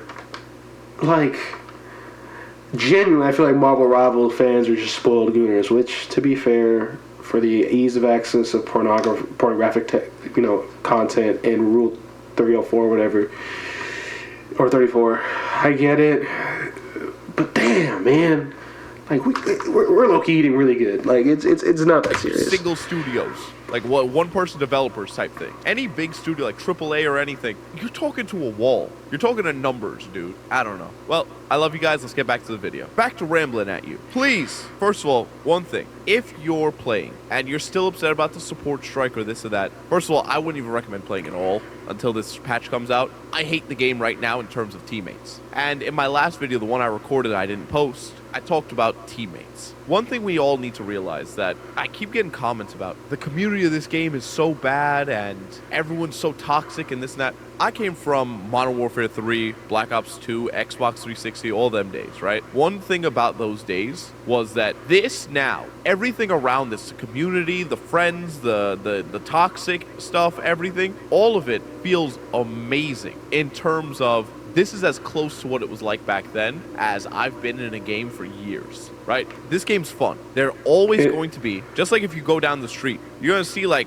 psychopaths. No matter how far you walk, no matter where you are, you will see one nut job when you walked out. Hey, there's always going to be a crackhead somewhere. You'll see more nut jobs. Like, go to New York with me, you'll see them all, right? It's part of life. Same way you went to school and you saw somebody you didn't like or you met someone that was annoying. This game has hundreds of thousands of players every single day long. Ooh, good catch on that. You're going to get toxic teammates. You're going to get those annoying people, which this is the bigger problem than support strike. You log into a game, oh my god, you're playing Adam Warlock? I'm throwing. I don't even understand it, bro. I don't get what's wrong with people. People talk about smurfing's the problem in this game. I don't think smurfing is as big of a problem in this game as most people say. And I'm not gonna lie, if you guys don't know, I'm almost 100% sure that smurfing button that, oh, well, it's bannable, it's not. I can almost guarantee you that NetEase, that button does nothing. They have that stupid little button just for people who want to report it. Because I feel like they'll get themselves in more trouble banning people for smurfing than anything. One, because that'll be losing people that play the game. Two, because how do you know it's a good game or if it's a smurf, right? When I first started playing this game, I joined late. And in 6 days, I hit Grandmaster from my first time ever playing. So from quick play to Grandmaster was 6 days and only like 20 hours, right? That's that wild. means that as far as anyone else was concerned, and this was the end of the season too, this was like 2 weeks from season 1, as far as anyone else was concerned, I was a smurf account because I was about eternity level back then. When I played, I hit Grandmaster 1 with the greatest ease ever. It was like 75% win rate, no effort at all. And some people might have reported me or thought that I was smurfing. How do we decide what's a smurf and what's somebody's first time playing that's just good at other games? Because I was just good at other games. And I smurfed even in GM. And if you guys don't know, Celestial wasn't a thing back then. So I was 1 game or 2 games off of eternity. And then if you guys are caught up with shoddy lore, my Nana go bye-bye, me have to stop playing, me have to stop working, me stop playing everything. Yeah, that's basically what happened. So that ruined everything, unfortunately. That was such a... Dude, man, honestly, no, I can relate, brother. Back now. That's but tough. how do we know that I wasn't smurfing? How does the game know that? They probably don't actually care because they know they can never know and never really prove it unless you're doing like IPs or whatever, but that's really lame. And I don't think they care that much. You know what's a bigger problem than smurfing? People throwing. And that's bannable. So let's worry about getting them out because that's the big problem. Because I guarantee more of you guys have lost and consistently lost games to throwers or people that just refuse to switch compared to smurfing. Because most of you don't even know what a smurf looks like. Because, like I said, how do we know it's a smurf? He could be level 60 in, like, silver and then stomp on you 1 game, and you'll think he's a smurf because he stomped on you so bad and he won, like, 8 games in a row MVP because he had a good game, or he's been practicing his aim the last 2 weeks and then he starts playing again after that and he's been winning non-stop. Like, we just don't know. But give NetEase a break. They're doing really good and they're giving us everything we want. We're just like whiny kids. Mom, but I know I have 1,223 toys at home, but Mom, I want more toys. And you guys are never going to be happy. Like, none of us will ever enjoy this game because instead of enjoying the game, we're complaining about not enjoying the game. Like, we are all the same people, except for the people that this is their first game ever, really. We are all the same people that played games like Valorant, like Overwatch, like Destiny. Do you think any of those 3 games care about you? When was the last time any of those 3 games responded to a problem this quickly? It's been Bro, like honestly, I just mentioned it literally earlier. Like, dude, Destiny, man, like... I can't even think of the stories because that's how far removed I had to emotionally make myself from that game. You can ask any of my close friends, which I don't have many these days, but any of them, and you'll know, oh, dude, yeah, like, Destiny, bro? Like, that nigga Natty was on that. Bro, I remember when I first got Gjallarhorn, Destiny 1. Y'all don't even know the level of excitement a nigga gets when you get that exotic off of a raid. It wasn't even a raid. What was it, a Nightfall? I just did a Nightfall. I was just like, you know what I mean? I'm just did a Nightfall, you know, just to make sure I got my thing done out of the way, and so I have my shit done for my weeklies. Next thing you know, I see this yellow thing pop up. I'm like, hey, what's up? You got a Gjallarhorn. Nigga, I screamed so loud, bro. I yelped. Yelped, nigga. High-pitched scream. No man got no, none of that.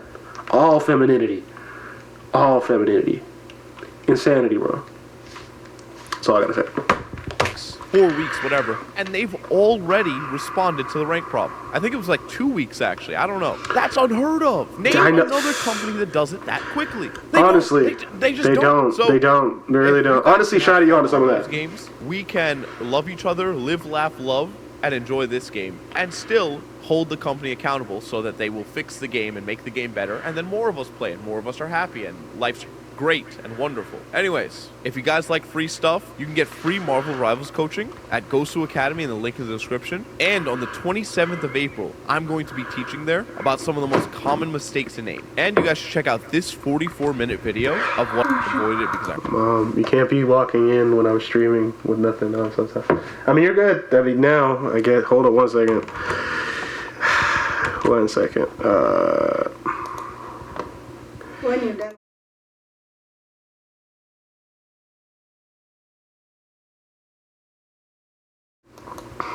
Sheesh. Hi. Okay. I heard how bad it was, but tank and DPS solo queue, not that hard. Now, not that hard with quotations. Is it probably 20 times easier to get at least one other person to play with? Absolutely. But is it so bad that it's like, wow, this is worse than any other multiplayer game I've ever played in my life with ranked? You're crazy. Have you ever played League? I don't even really play League, but I've seen the horror stories, right? Have you ever played, what else? COD? COD is the worst on this. Everyone hates COD 4, so I can't even use that as an example. But even Overwatch didn't feel too different from this. And Overwatch was the king of these games. It was the only one, really, that anyone cared about. So, I just... chill out, guys. People are listening. People are doing stuff about it. People are doing everything that we asked for, pretty much. They're giving us free stuff. They're giving us everything. So, take a second and actually take some wins. Right? We're getting what we want. Be happy about what we want. Don't be complacent. Don't just say, all right, let's stop being hard on the company altogether. We got to hold them to a standard because this is a great game. We want it to stay that way. So don't just, oh, well, they're doing some good stuff. Let's just forget about everything else bad. Don't do that at all, please. Because that'll ruin the game, because if we get too complacent, they might get complacent and then the game dies. But right now, I love this game. It's great. It's fun. I need more friends to play with, but it's a great game. Now, before we continue, this will be a good point for the middle of the app, so let's get right into it. And if you guys are new here, this is the part of the video where I talk to the audience, and if you want to skip it, I always leave timestamps. Oh, guys, first of all, I'm so mad that I recorded that whole video, and I thought it was pretty good, too. I think it would have made a lot of people mad, though, because I was basically talking about how ridiculous everyone's being about the support strike and how unfair it is and how you're just throwing your teammates. But now I'm probably going to scrap the whole thing, and I'm so sad, because I love you guys. Let's get back to the video. Back to rambling at you. Please. I don't even know where I stopped at. Anyway, point is... Yeah, Marvel Rivals community, we're in a really good community. Like, yeah, sure, we can get caught up in a lot of the stuff with the, EOMM, which I really don't understand the nuances of, nor do I care. And then you also got, like, freaking, what's its face? The Strategist Strike, which I still play Strategist, so I guess I'm not so engaged in the community that I allow a lot of those things to kind of like just affect me, but at the same point too, I definitely understand how it could be annoying. So, nevertheless, we're eating good as a Marvel Rivals community. I think we can complain a little bit less. It has officially been 21. Alright, so we're going to watch this because I gave up weed, porn, and binge watching TV, which binge watching TV really isn't a problem for me. I don't find enjoyment in it outside of studying it. Problem... I don't consider this a problem, but let's see what this young lady's got to say, right? 1 day since I haven't smoked or consumed any cannabis, I haven't watched any porn, and I haven't binge watched any TV shows. Here's the proof. And unfortunately, I feel amazing. I really actually didn't want it to work as well as it did, but intuitively, I felt like I was ready for this, and that it was something that I needed to do, because right now in my life, I've been asking for more blessings. I've been asking for upgrades. There are things in my life that I want to change completely. And when you want your life to change in dramatic ways, it means that there's going to be some dramatic losses. I went through a breakup that was kind of unexpected. The surface level reason for that breakup was that he's bisexual and he just needed more time to explore, whether he wanted to be with men or whether he wanted to be with a woman. So that's neither here nor there. What I've realized that I needed in my life was to not siphon my energy out. And I am now coming to understand that I need every ounce of my creative energy to be toward building my dream life. And I cannot be moving around or really taking anyone else's energy into consideration. And there is a period, which I still may be in, of more isolation than usual. I've had very social seasons of life, and I've had seasons where I'm more alone. And I was sitting in my loneliness, and this was all during holiday season. And I just decided, I'm going to think about this differently. I'm not lonely. I'm experiencing the feeling of loneliness. And this is a preparatory season for me where I learn how to be so self-sustaining, so self-sovereign, so self-fulfilling. I'm obsessed with the movie Dune, and there are these characters who are called the Fremen, and they live in the desert. And unlike the Harkonnen, who try to control the desert through force, the Fremen work with the desert, right? They work with the sandworms. They learn how to live within the desert, and water is the most precious resource because it's the desert. And they created these suits that take all the water from your body, all sweat, all tears, all bodily fluids, and it recycles it into drinking water. This part of my life is me building a working Fremen suit. It's being able to not need others' opinions to make a decision.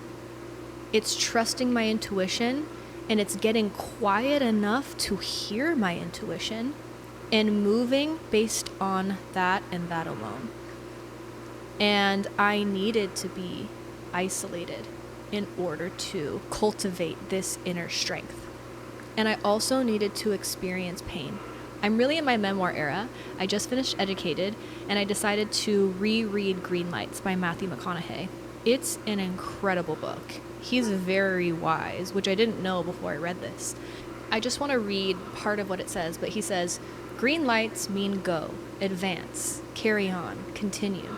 On the road, they are set up to give the flow of traffic the right of way, and when scheduled properly, more vehicles catch more green lights in succession. They say, proceed.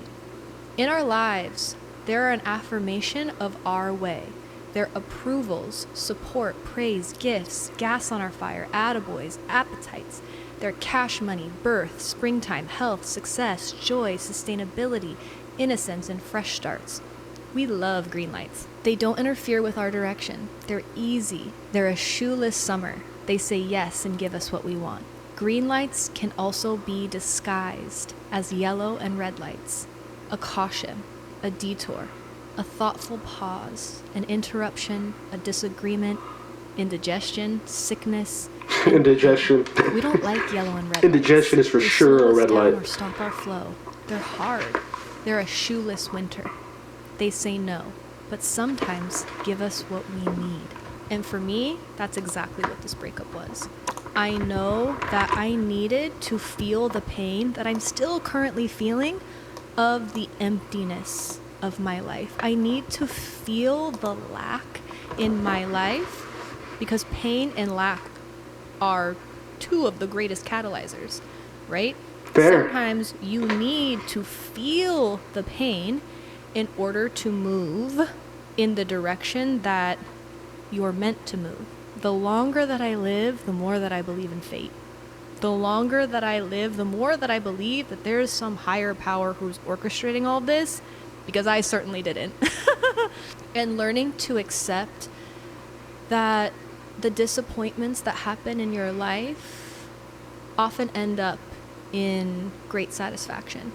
So in a moment when we're experiencing something very painful, being able to have some imagination and say, I don't know how this all works out, but I trust that it's going to end up in a good place. And I say all of this in this season of my life, knowing that it's a time to manage my creative energy, not give it out really to anyone but myself, and become someone who's very self-sustaining. I started to take a look at my life and my behaviors and my habits, like I always do, but really on another level. right? Because I'm like, okay, if I want to level up, I have to do things on another level. And I just know that I'm not here to live an average life. And that means that I have to have habits and disciplines that are also not average. I have nothing against smoking weed at all. In fact, I think that cannabis has been incredibly helpful for me in many ways. And at a particular time in my life, I really feel like I needed it. Not just to cope, but I needed it to help me connect to something outside of myself. Honestly, what I would call God, a higher power, a divine creator. And weed helped me access that, right? It gave me a little bit of margin, just like medication does. I think a lot of people have resistance to taking medication for mental health because, one, there's stigma, right? Like, oh, I should be able to handle this. But also, I think there is a good part of that. This might be controversial, but I think with some mental illnesses, right, there's extreme cases, but with some mental illnesses, we can create a life that is so meaningful and so fulfilling that we actually don't experience depression and anxiety in the same way. However, medication helps give us a bit of margin to work through it. Again, I'm not talking about extreme cases, but I do think we're overly medicated, just like we're overly medicated with physical health as well. I was using it because it was so helpful for me at that time, but it wasn't helping in the same way. And in fact, it was doing the opposite. So I knew that in order to level up, this was something that I needed to give up entirely. You know how some people, they have to give up alcohol because the real problem that they have is with crystal meth? But once they take one sip of wine, then they have 2 glasses of wine, then they take a shot, then they're smoking weed, then they're doing cocaine, and it just leads them down the road to crystal meth. When I started to smoke cannabis, then I would lie down, I would feel more lethargic, and then I would start to watch shows, and then I would binge watch shows, and then I would fall asleep, and then I would just spend hours of time not doing the work that I know I need to do to level up, but instead avoiding it and just filling my life with really empty pleasures. Weed in and of itself, binge watching shows, porn, all of those things in and of themselves are not bad. But how I was using it also was not bad. I don't care about the morality of those things. I just care about living a full and fulfilled life. And I felt like those things were not helping me. And I'm also a singer, and I want to have really good vocal health. So I feel like smoking cannabis wasn't really helping me with that either. So that's why I stopped smoking weed. And then the reason that I gave up binge watching television shows is, one, I know that for me specifically, it's just a behavior that I've seen modeled for me as a form of escapism. And I don't want to live a life that I have to escape from. And I know that right now I am ready to be living and acting as if I am my higher self. There are certain things that I'm calling into my life and I'm trying to manifest, especially when it comes to career and success. So in order to do that, acting as if isn't spending money like my multi-millionaire self would spend money, right? Because I don't have that money. Acting as if is not escaping from my life, because my multi-millionaire self would not need to escape from her life. She loves her life. She wakes up every morning excited to do the work that she's called to do for that day, to connect with her online community in a meaningful way, to wake up every day with energy. So how can I act as if in that way? So I made a high energy playlist that I play in the morning to put me in a higher vibrational state. For me, I know when I start to feel sad, I don't need to feel pleasure. I actually need to feel pain. I need to do something hard. I need to work for my joy. So doing the dishes, not necessarily a pleasurable activity. When I do the dishes, I feel pleasure after. It's practicing delayed gratification. It's practicing in little micro ways, doing something difficult, knowing that the reward is going to pay off eventually. Similar to meditation, and even though I never played, which is wild to me. I'm curious because that's like binge watching TV, right? Let's get to here because I'm curious on the rationale behind pornography. Let's get behind this. I've had my drunken nights, but it really just doesn't affect me that much. Whereas for somebody else, they have to be sober. They have to practice sobriety. So it's really about being mindful and aware of the things that you know are keeping you from living the life that you don't have to escape from. When it comes to porn, for me, this was a very pragmatic decision. There's so much shame around porn, and not tackling in this video the systemic issues and the abuse that is in the porn industry. I don't have enough knowledge to really comment on that, although I know that it exists. Just thinking about it from like the moral standpoint, porn and masturbation are often coupled together, and I'm very pro masturbation. I think that everybody should touch themselves, pleasure themselves. It's literally your body. You should definitely be able to touch it, especially women. However, for me, pornography would give me such a big high that my body had to regulate itself and put me at a low. And all of my life right now is about managing my creative energy, and I just felt like that really wasn't helping me. So that's the only reason that I gave that up, not from any moral standpoint at all. And it really Which is wasn't usually where something that most was people taken would over my do it. life, or really something that I did very often or frequently. I would have like spurts, probably when I was ovulating, honestly. At the end of the day, it was just a very pragmatic decision, and I don't think that my life is worse without it. And these three things are not something that I'm committed to sobriety forever. Honestly, valid reasons. Great video, honest transparency, and being a singer. Hopefully I see more. What's she have a stand store? What does your stand store sell? Voice lessons, intro to voice lessons, breakthrough sessions, social media strategy, and growth. Grow to 10K. Book a call with me. Honestly, vibes. Not mad at it. Not mad at it at all. Okay. Now, let's see. I have a thumping tutorial over here, and I don't really know what I'm doing, which is when it goes.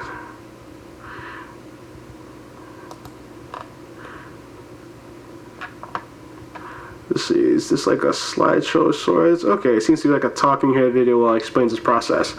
So we're gonna save these two videos to react to for another time. Alright, oh, y'all get to look at all my numbers. Alright, make sure this is looking alright. Cute, cute. Alright, really quickly, really quickly. Because y'all may have heard Mama when she walked in. She wants to do worship because it's Sabbath. And we normally bring in the Sabbath together as a family. But this is just me and my mom currently. Not the whole time, just currently.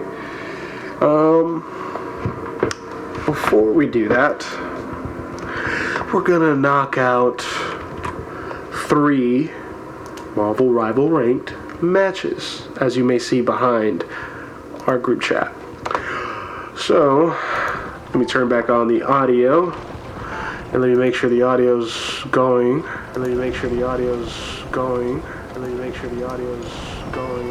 yeah, it's definitely going. Okay.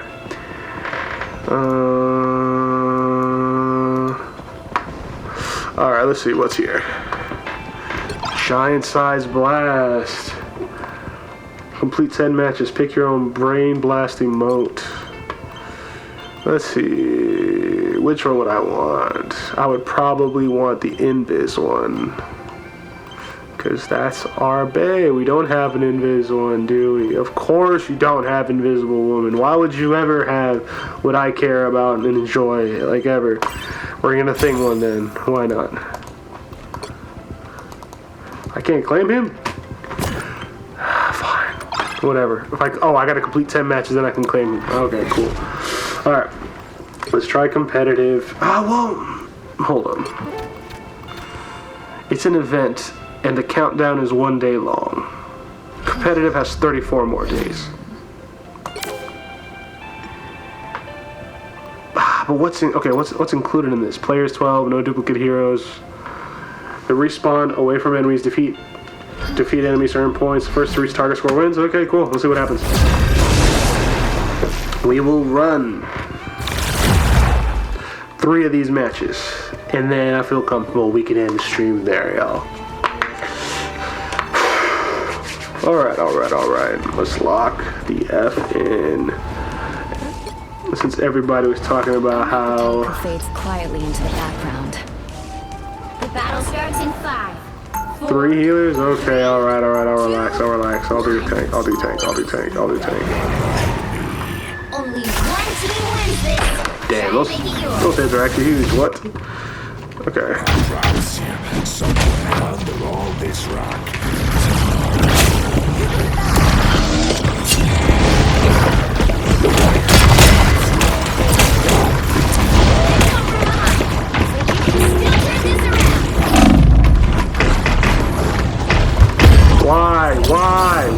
Why?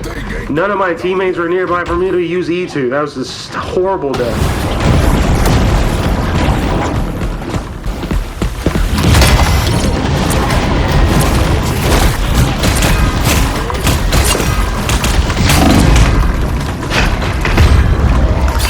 Oh my goodness. Yeah, it might actually be horrible playing tank in this game mode. What?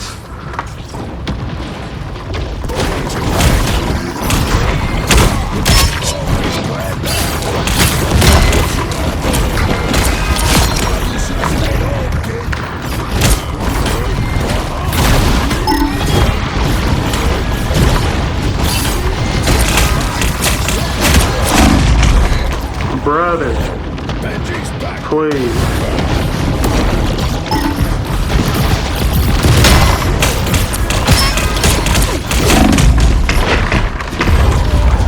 Oh my lord.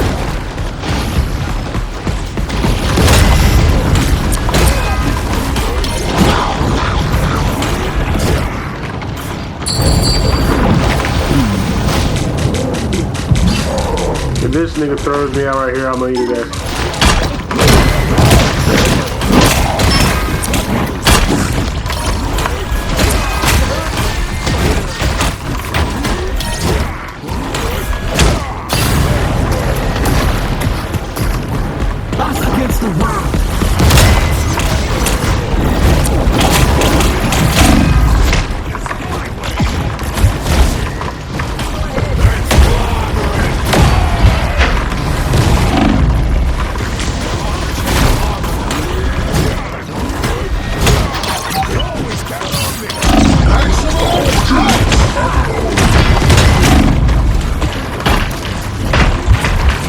Is this okay? I'm not gonna lie, one of the more annoying things is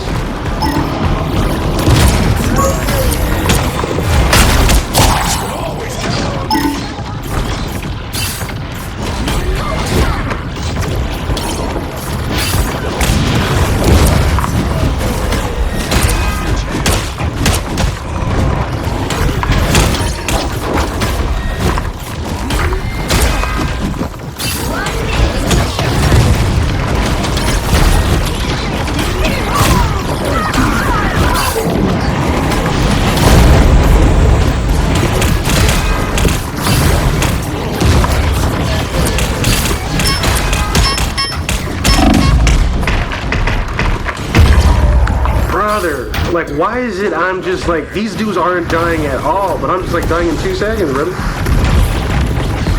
I get it, I'm trash, but like, there's no way. 30 seconds.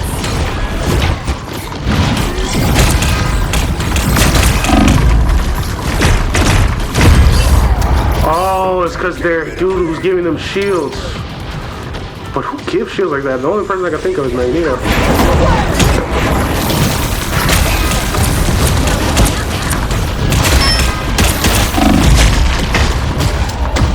No, this is horrible, bro.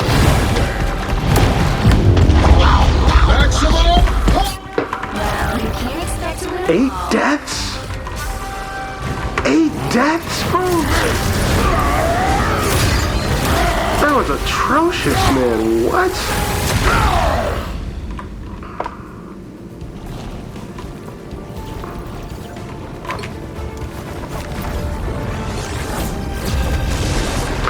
Okay, 2 more matches. Goodness gracious, that was terrible, dude. What? I might be better off doing DPS on this map. Goodness gracious, it seemed like doing tank was terrible on this map. I'm gonna try Thor. If Thor doesn't work, we're gonna do healer, because this is just not it. The battle starts in 5, 4. You guys are idiots, bro. 2, 1. The type who fades quietly into the background. Only one team. I just realized it's a strategist strike, so no one's probably gonna play strategist. Even when the multiverse is in danger, family still comes first. Come from behind, but you can still turn this around. Alright, so Jeff seems to be the one that's like the best support in these situations.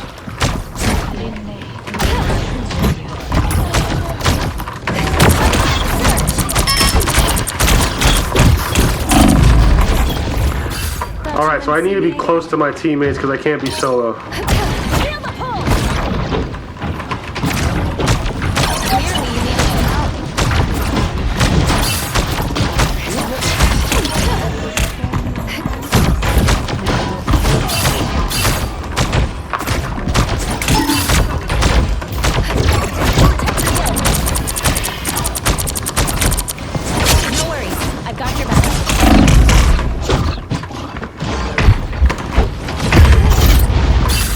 You wouldn't see me again?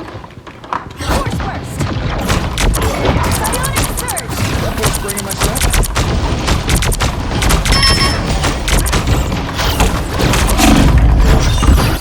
It's clear I'm still needed here. Yeah, probably not the best character to play in this type of game mode, but I think it's gonna teach me how to just, you know...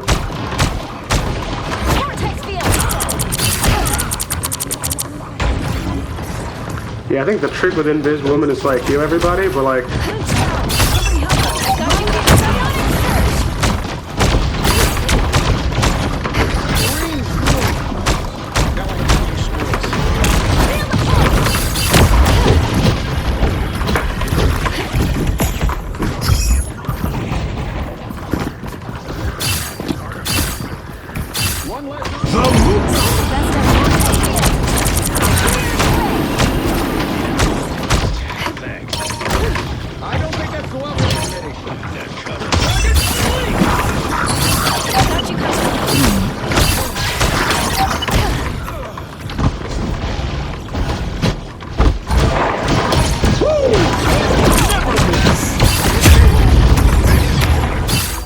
Okay, so the trick is to like not die as much, it would seem. Don't die as much and use your invisible powers to like survive.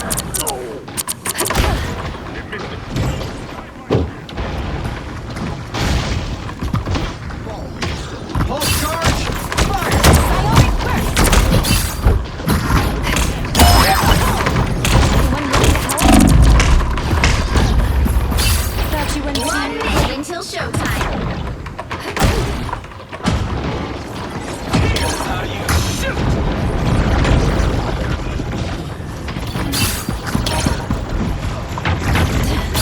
Enemies on approach. Vortex field. Clear the way. Oh, I have a super though. So easily.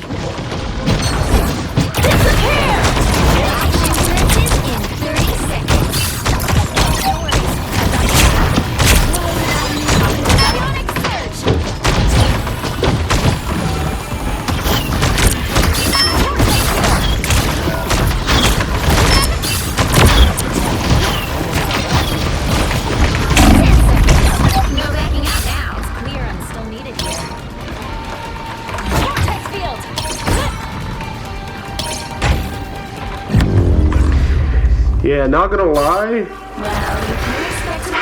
the characters that I normally play, I probably cannot play on this game mode. It seems DPS is the smartest thing to play on this. Let me see, did they have any healers that wasn't a Jeff? Jeff and Adam Warlock. Yeah. Okay. Alright, we're gonna try one more, but this time around we're gonna play a DPS character and just see what that... We're gonna hope that does something. I don't know if it will, but we're gonna hope that does something. With magic. Powers, and a little demonic magic too. The battle starts in 5. Honestly, I didn't know her face was like 3, that. 2, 1. Only one team wins this. Only one team does. You are correct. We're gonna find out. You We're know, gonna want to see. I grew up in a demonic dimension.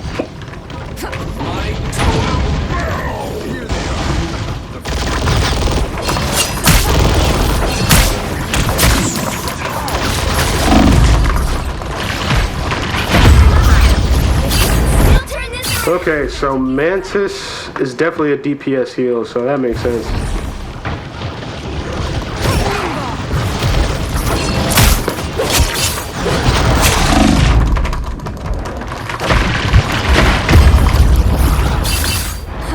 Back from limbo.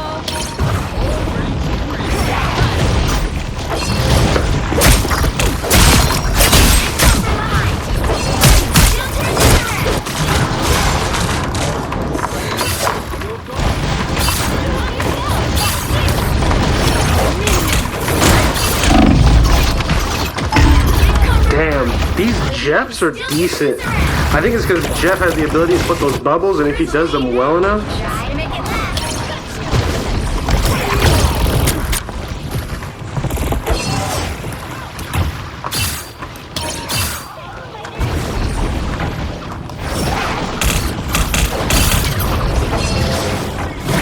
This feels good.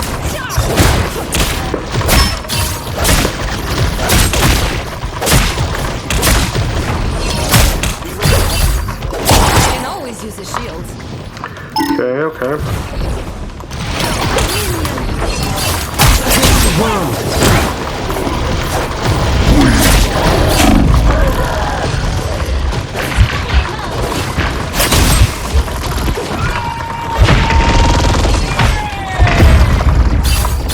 Have soul sword. We'll travel. Here's how you shut my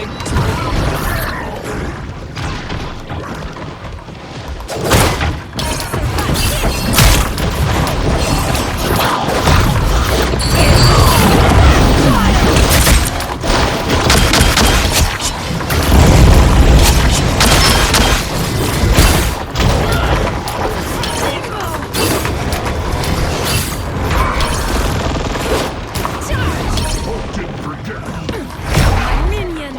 My armor's stronger now. Never stood a chance.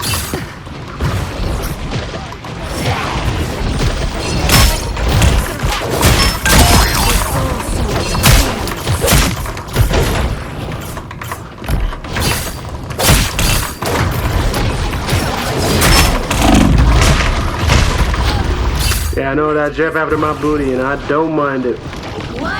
I want him to know that I'm after every Jeff I see. No Jeff should feel safe.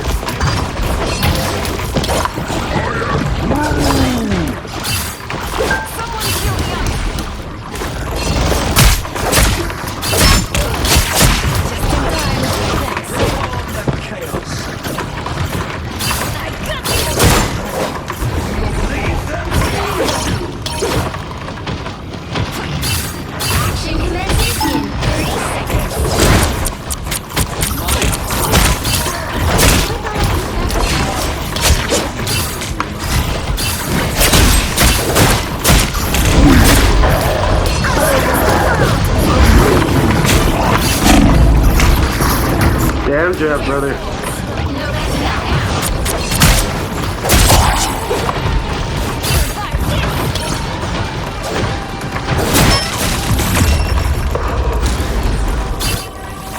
Let's go. Victory. Honestly, solid little triples. A little something slight. A little something slight for the kids, right?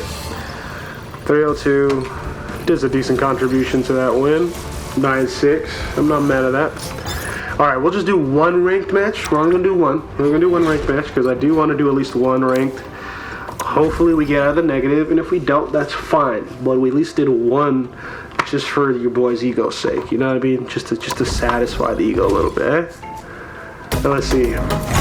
What do I need to hit for this? I only have one more day. Deal 30,000 damage as a duelist. Okay. So that means this ranked match, we're not going to do a Vanguard, or we're not going to do a Strategist. We're actually going to do a Duelist. Now, if we're doing a Duelist, what Duelist do y'all think we're going to do? You'll need a top-notch team to win this one. I have mutant powers. Not even a question. Demonic magic too. Not even a question.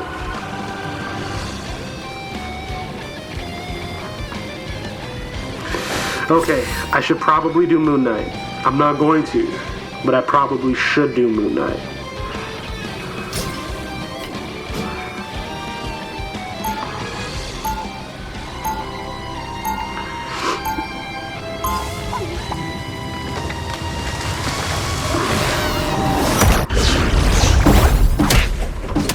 Round one, go! Just a demon-haunted mutant girl out to save the universe. Alright.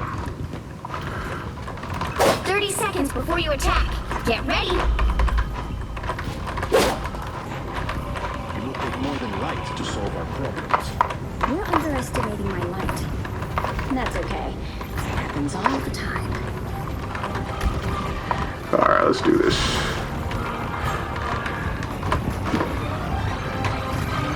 Let it go to win, baby. The battle starts in 5, 4, 3, 2, 1. Alright, let's do All you it. need to do is capture the mission area. Got it?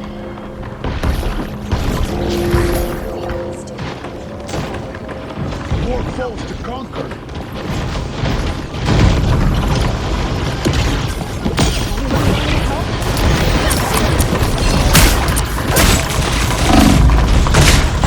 Alright, cool. Put some pressure just to kind of move them back just a little bit. Hoping the team takes advantage of that. Probably not now that I'm looking at them.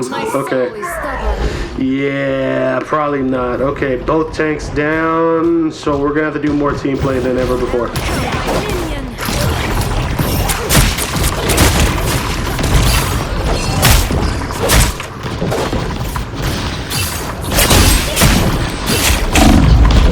Wow.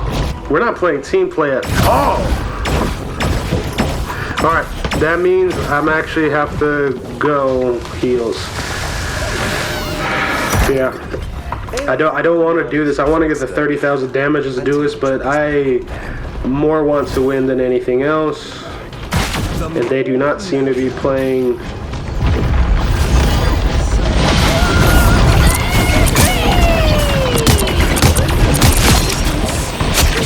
At least until we get points. Once we get points, then I can worry about all the other stuff.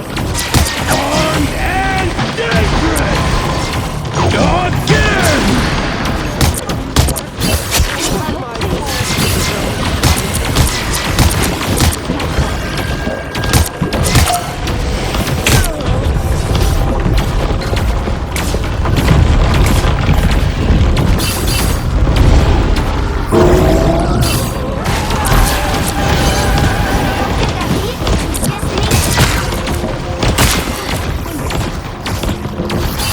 Okay. Wow, just attacked us. This is real firepower! Shields up!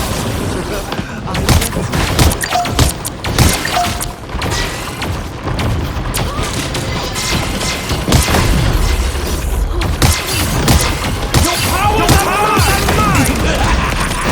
This is real firepower!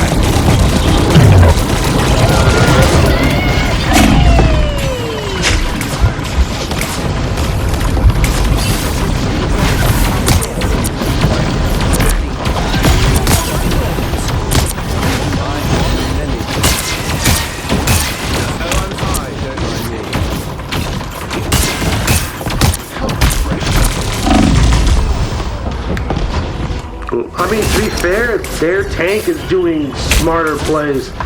Alright, now I don't have to worry about doing Loki, and I can switch back to magic. And now let's get some 30,000 damage with magic, shall we?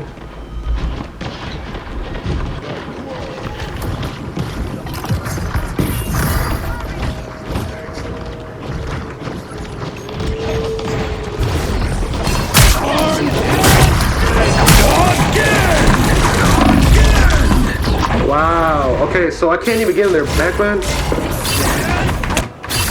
Again! Get that vehicle moving again! Soul is stubborn. Again!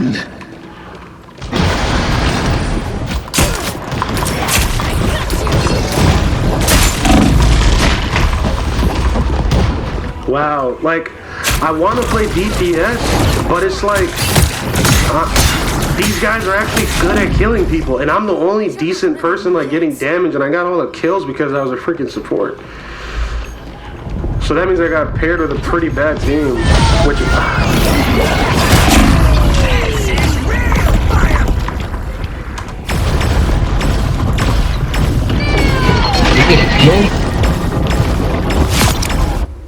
Limbo doesn't let go that easy. Can we get on the point? I'm gonna pop on the point.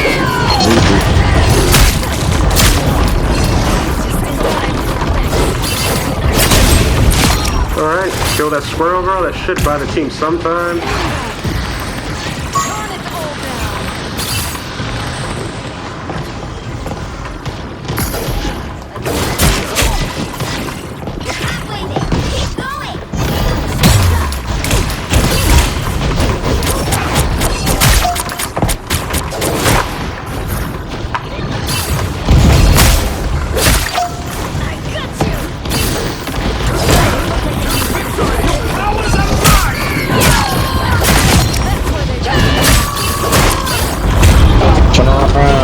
Are dying. Oh, that's wrong distance. Hey, Cap, come back. Your healers are dying. Yeah, you gonna die. This is gonna complain about heals. All you gotta do is turn around. Honestly, I'm not mad at that boy Slick. He's actually spitting facts, to be honest.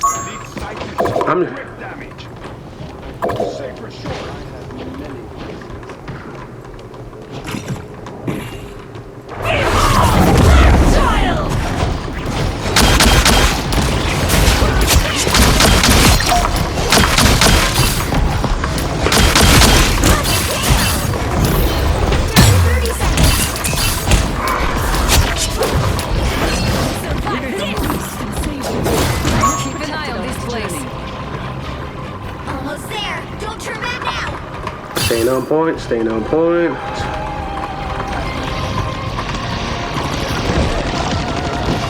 Final 10 seconds. Come on, come on, come on. And good. Okay, we got that.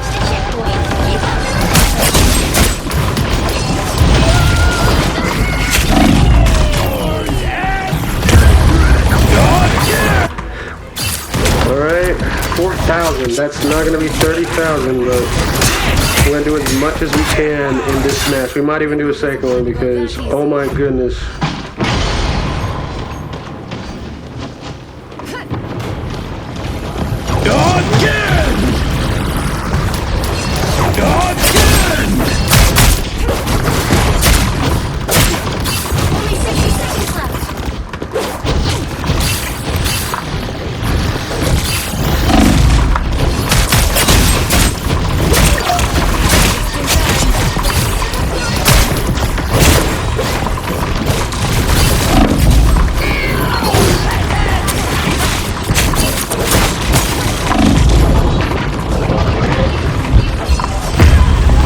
Okay, literally dying by a building, a moving building. There's no way I'm doing this good on DPS. I'm a heel playing DPS. This is bad.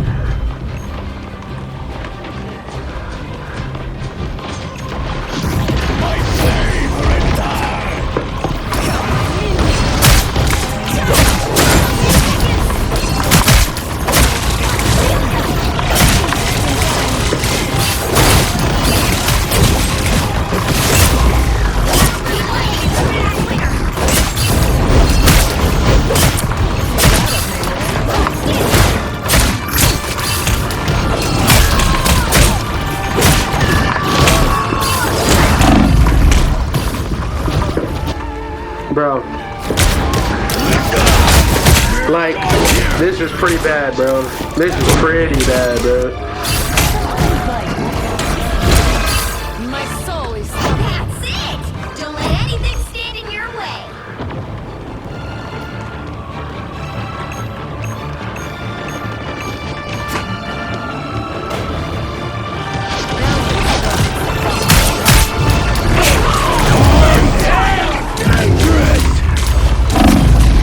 The current score is 2-0.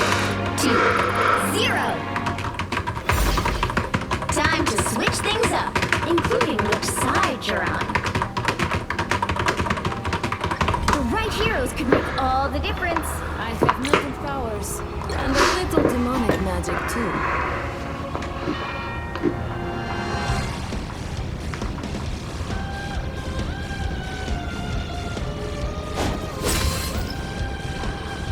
Yeah, I don't even know if I can see the teams work, but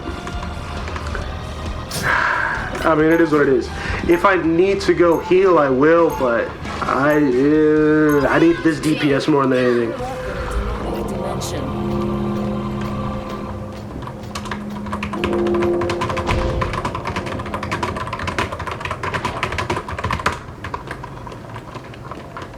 They'll be coming in 30 seconds. Stay strong.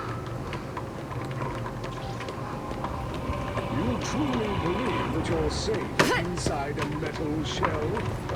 How naive. Spider's plating is made from carbon nanofibers and ceramics.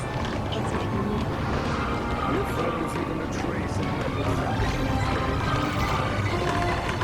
The battle starts in 5, 4, 3, 2, 1.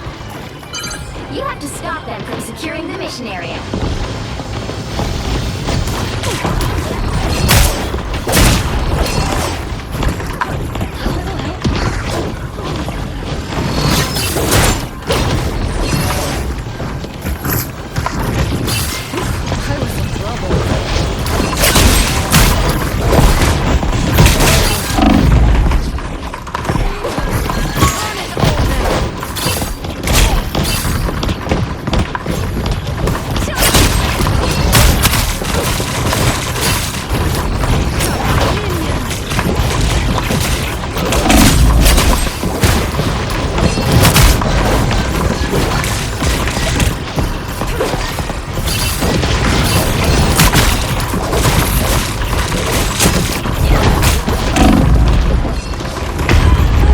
Alright. Just putting some pressure. Just want them to get thinking. I do need another kill though, because the fact that I haven't got 8 kills, well, I was supposed to get like 3 whenever I popped that super, but I should have just stayed on point, but I didn't want to die because being on point would have been like line of sight last round, but alas. 11 deaths is a magic. Shows I'm pretty bad magic.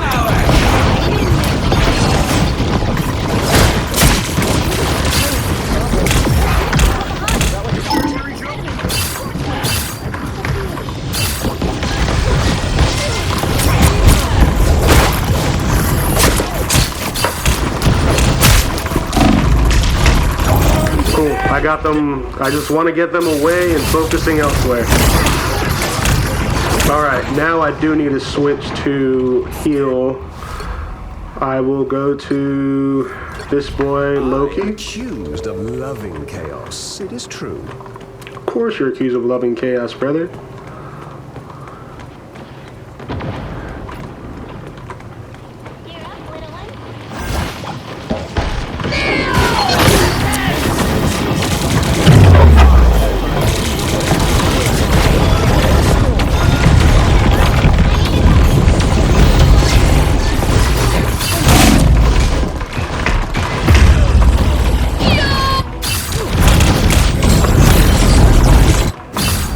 Their Emma's really good at like focusing heals, by the way. Greetings! What did I miss? Dang, y'all still gonna push that? That's a bad idea.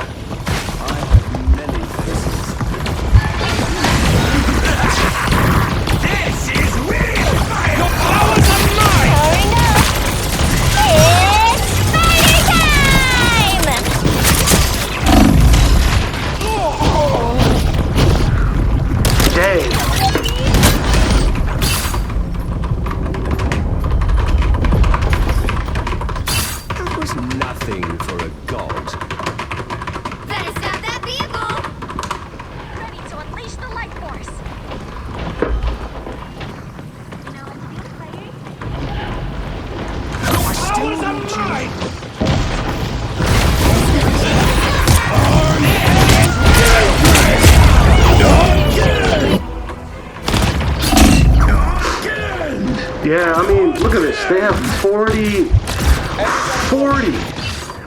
And our 2 desk GPS is like, yeah, it's just atrocious.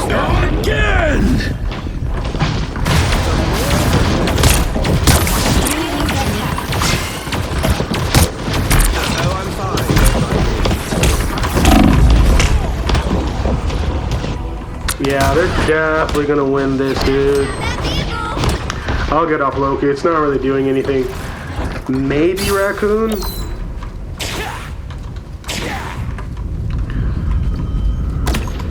That's the thing. I don't think healing is this team's issue at all. I just literally think our team has no people that can do damage.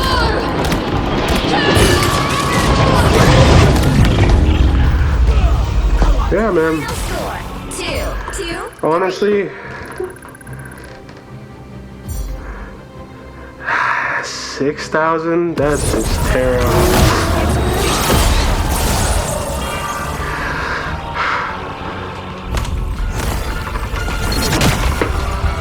Oh, fair.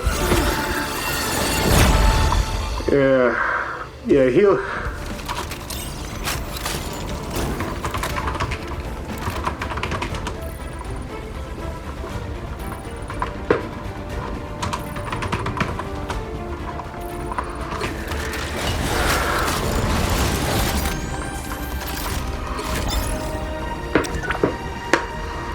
Yeah, that's kind of one of those matches to where our heals...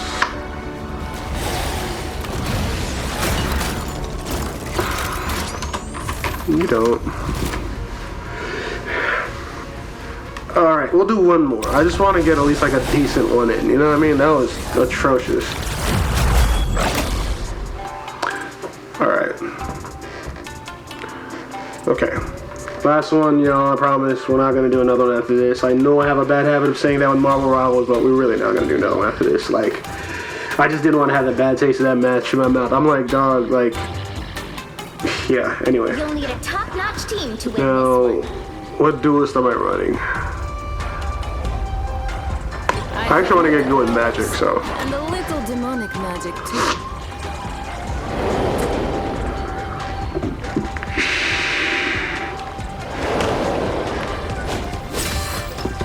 See here.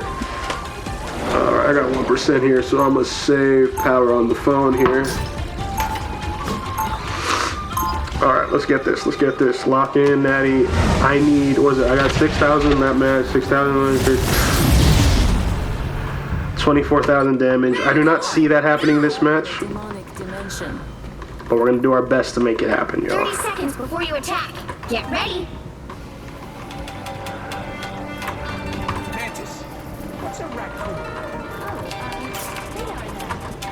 I have mutant powers and a little demonic magic too. I will bring peace. I was born to change humanity for the better. That time has come. The battle starts in 5, 4, 3, I hate myself, y'all. 1. I care more about the win than I do.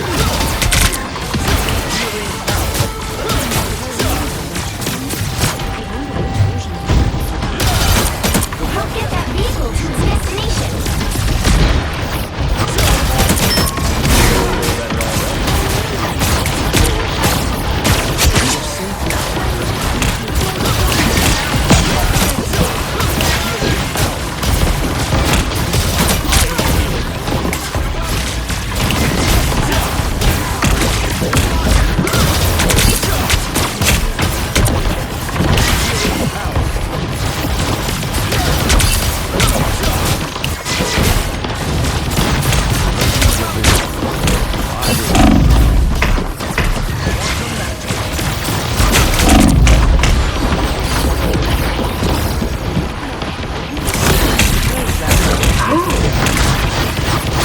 How did my cocoon get canceled?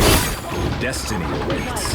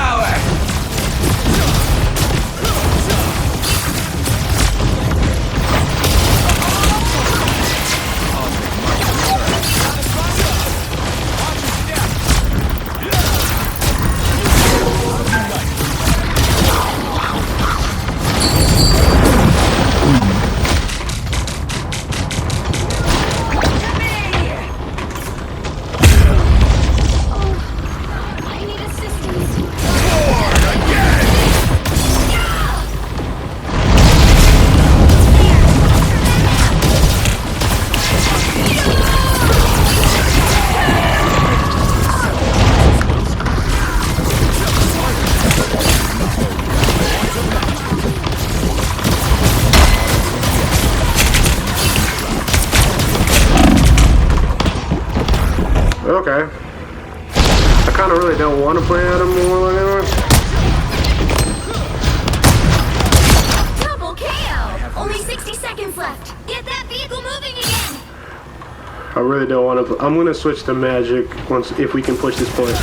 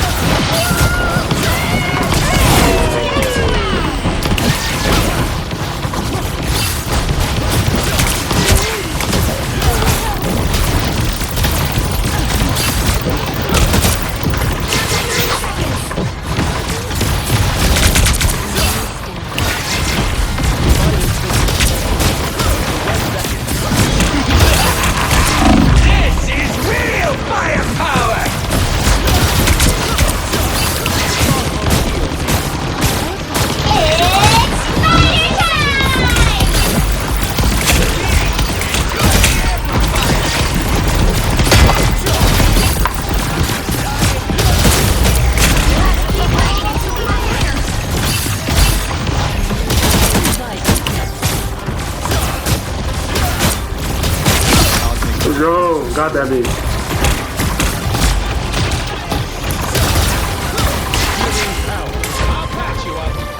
Alright, good push, good push. I mean, I'm not exactly impressed, but I mean, good push, right?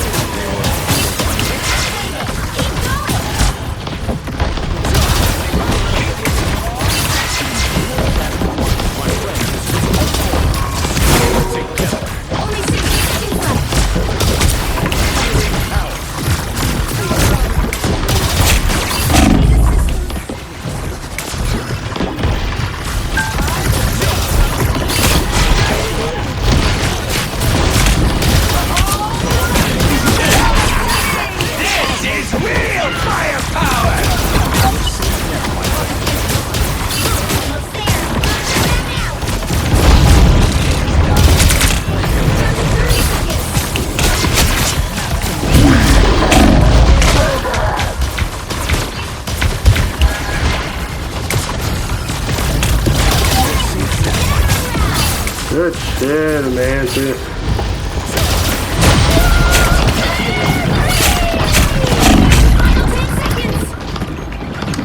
Oh, good rock here.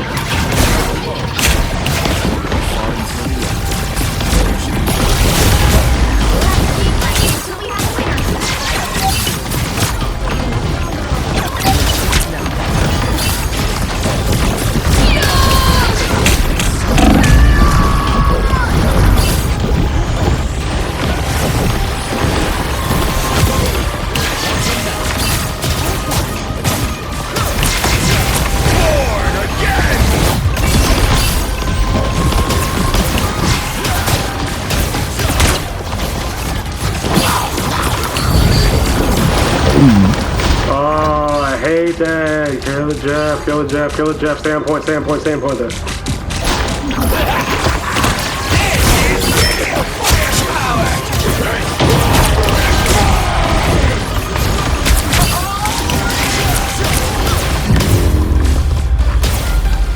The current score is 1-2-0. Time to switch things up.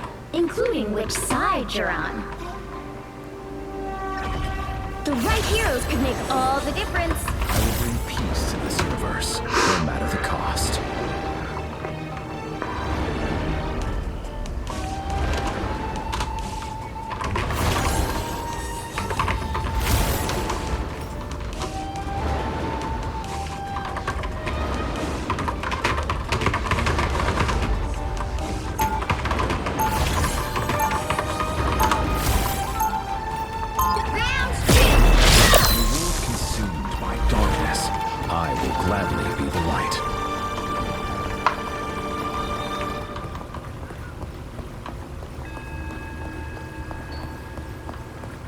They'll be coming in 30 seconds. Stay strong.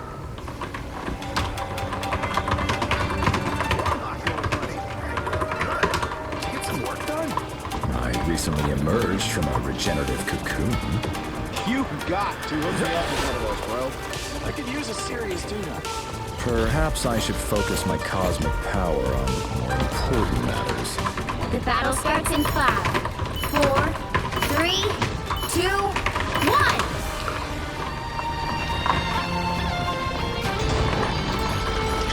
Even my cosmic might can't save this universe. You need to stop that vehicle in its tracks.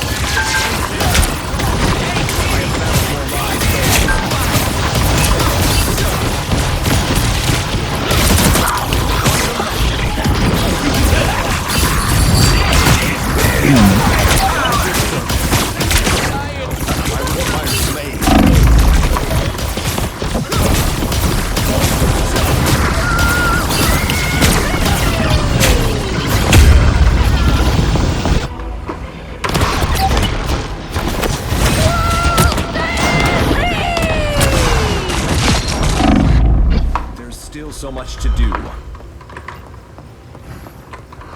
This is really not good. I mean, we are definitely going to lose, but well.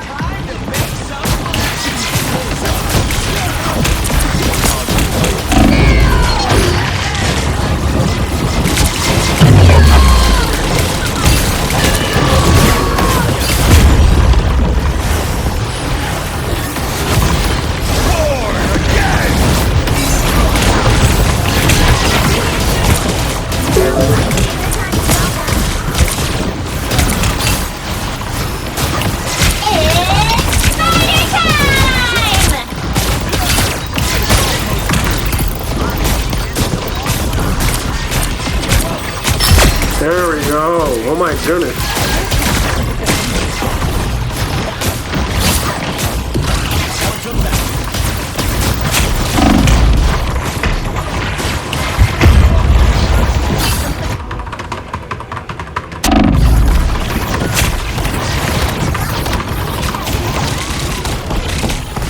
I am born anew.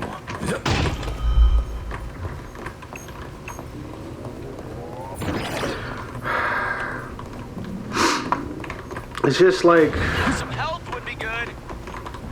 Don't think so. This I feel nexus like I'm point seeing could be the the whole key to universe. solving our crisis. Just in this web. Healing power.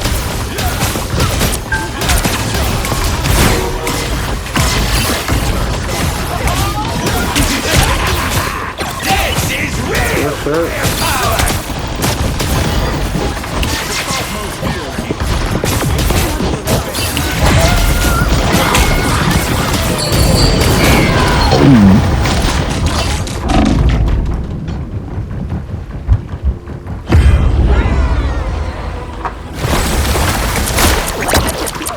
Alright, y'all. I'm gonna have to switch off Adam. I already know we're losing. I mean, yeah, I just... You know, I grew up in a demonic dimension. Yeah, I'm just gonna do what I can, man, because I'm healing, but it's just not gonna do anything, dude.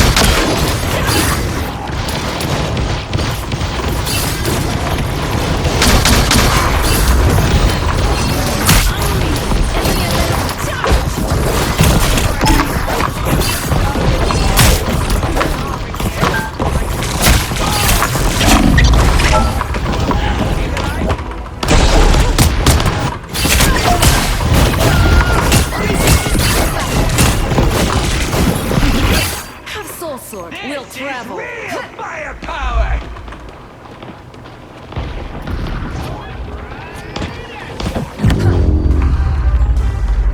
Final score 1-2-2.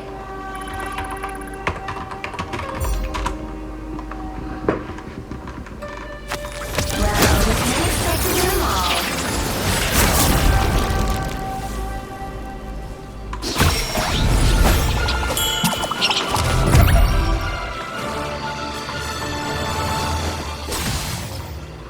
Alright. So we fell back to Silver 3. Big whoop-de-doo.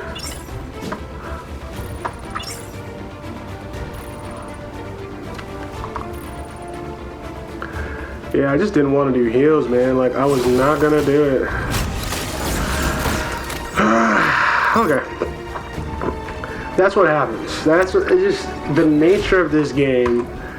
The team play is just not there. The team play is just not there, but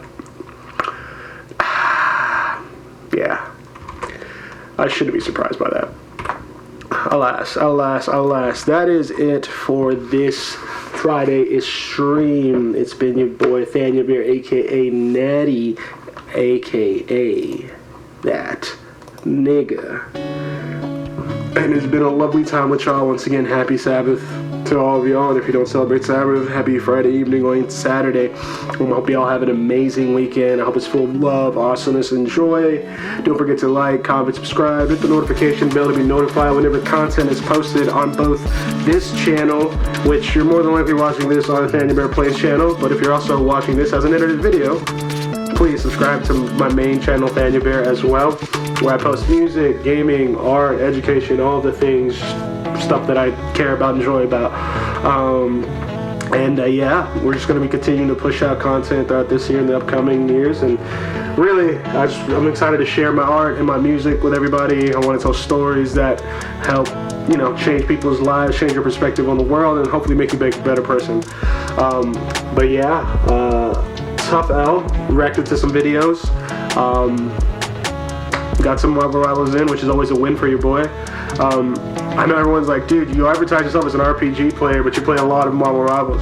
It's a fun game. I can't really explain it. And I've played pretty much every other RPG ever. And I really want to play Kingdom Hearts, but our current setup right now does not allow for that, because as you see, we use NVIDIA GeForce, and for whatever reason, NVIDIA does not think that the Kingdom Hearts fan base is worth marketing to. Or getting the IP. And to be fair, maybe it's because Disney makes it hard. I don't know. Marvel's a part of Disney, so I don't know. They got Marvel Rivals on here just fine. Yeah. Anyway, I'm not gonna be about it, but nevertheless, I appreciate y'all for joining me on stream and just supporting the boy. Once again, like, comment, subscribe, follow me on all my socials too. And if you want to be a little bit more social with me, I would say follow my Discord or join the Discord. It's not really active at the moment. It's just kind of me just putting things in there and talking to myself. But if you do want more personalized stuff, more curated things, Discord is where I'm going to have that. So be tuned for that. And then also too, if you want to work with me if you're a musician, an artist, producer, engineer, and you need your stuff mixed and mastered, or a separate ear to do all that kind of stuff, I have all those services and more. If you just go to the link in my, actually link in the description should have all that information, but worst case if it doesn't, I mean just go to all my socials. There is going to be a link to my engineers if you want to work with me. At least not as of April 25, not now, but as of April 27, 2025, that will be the case. So just be in the loop with that. And without further ado, love y'all. Peace.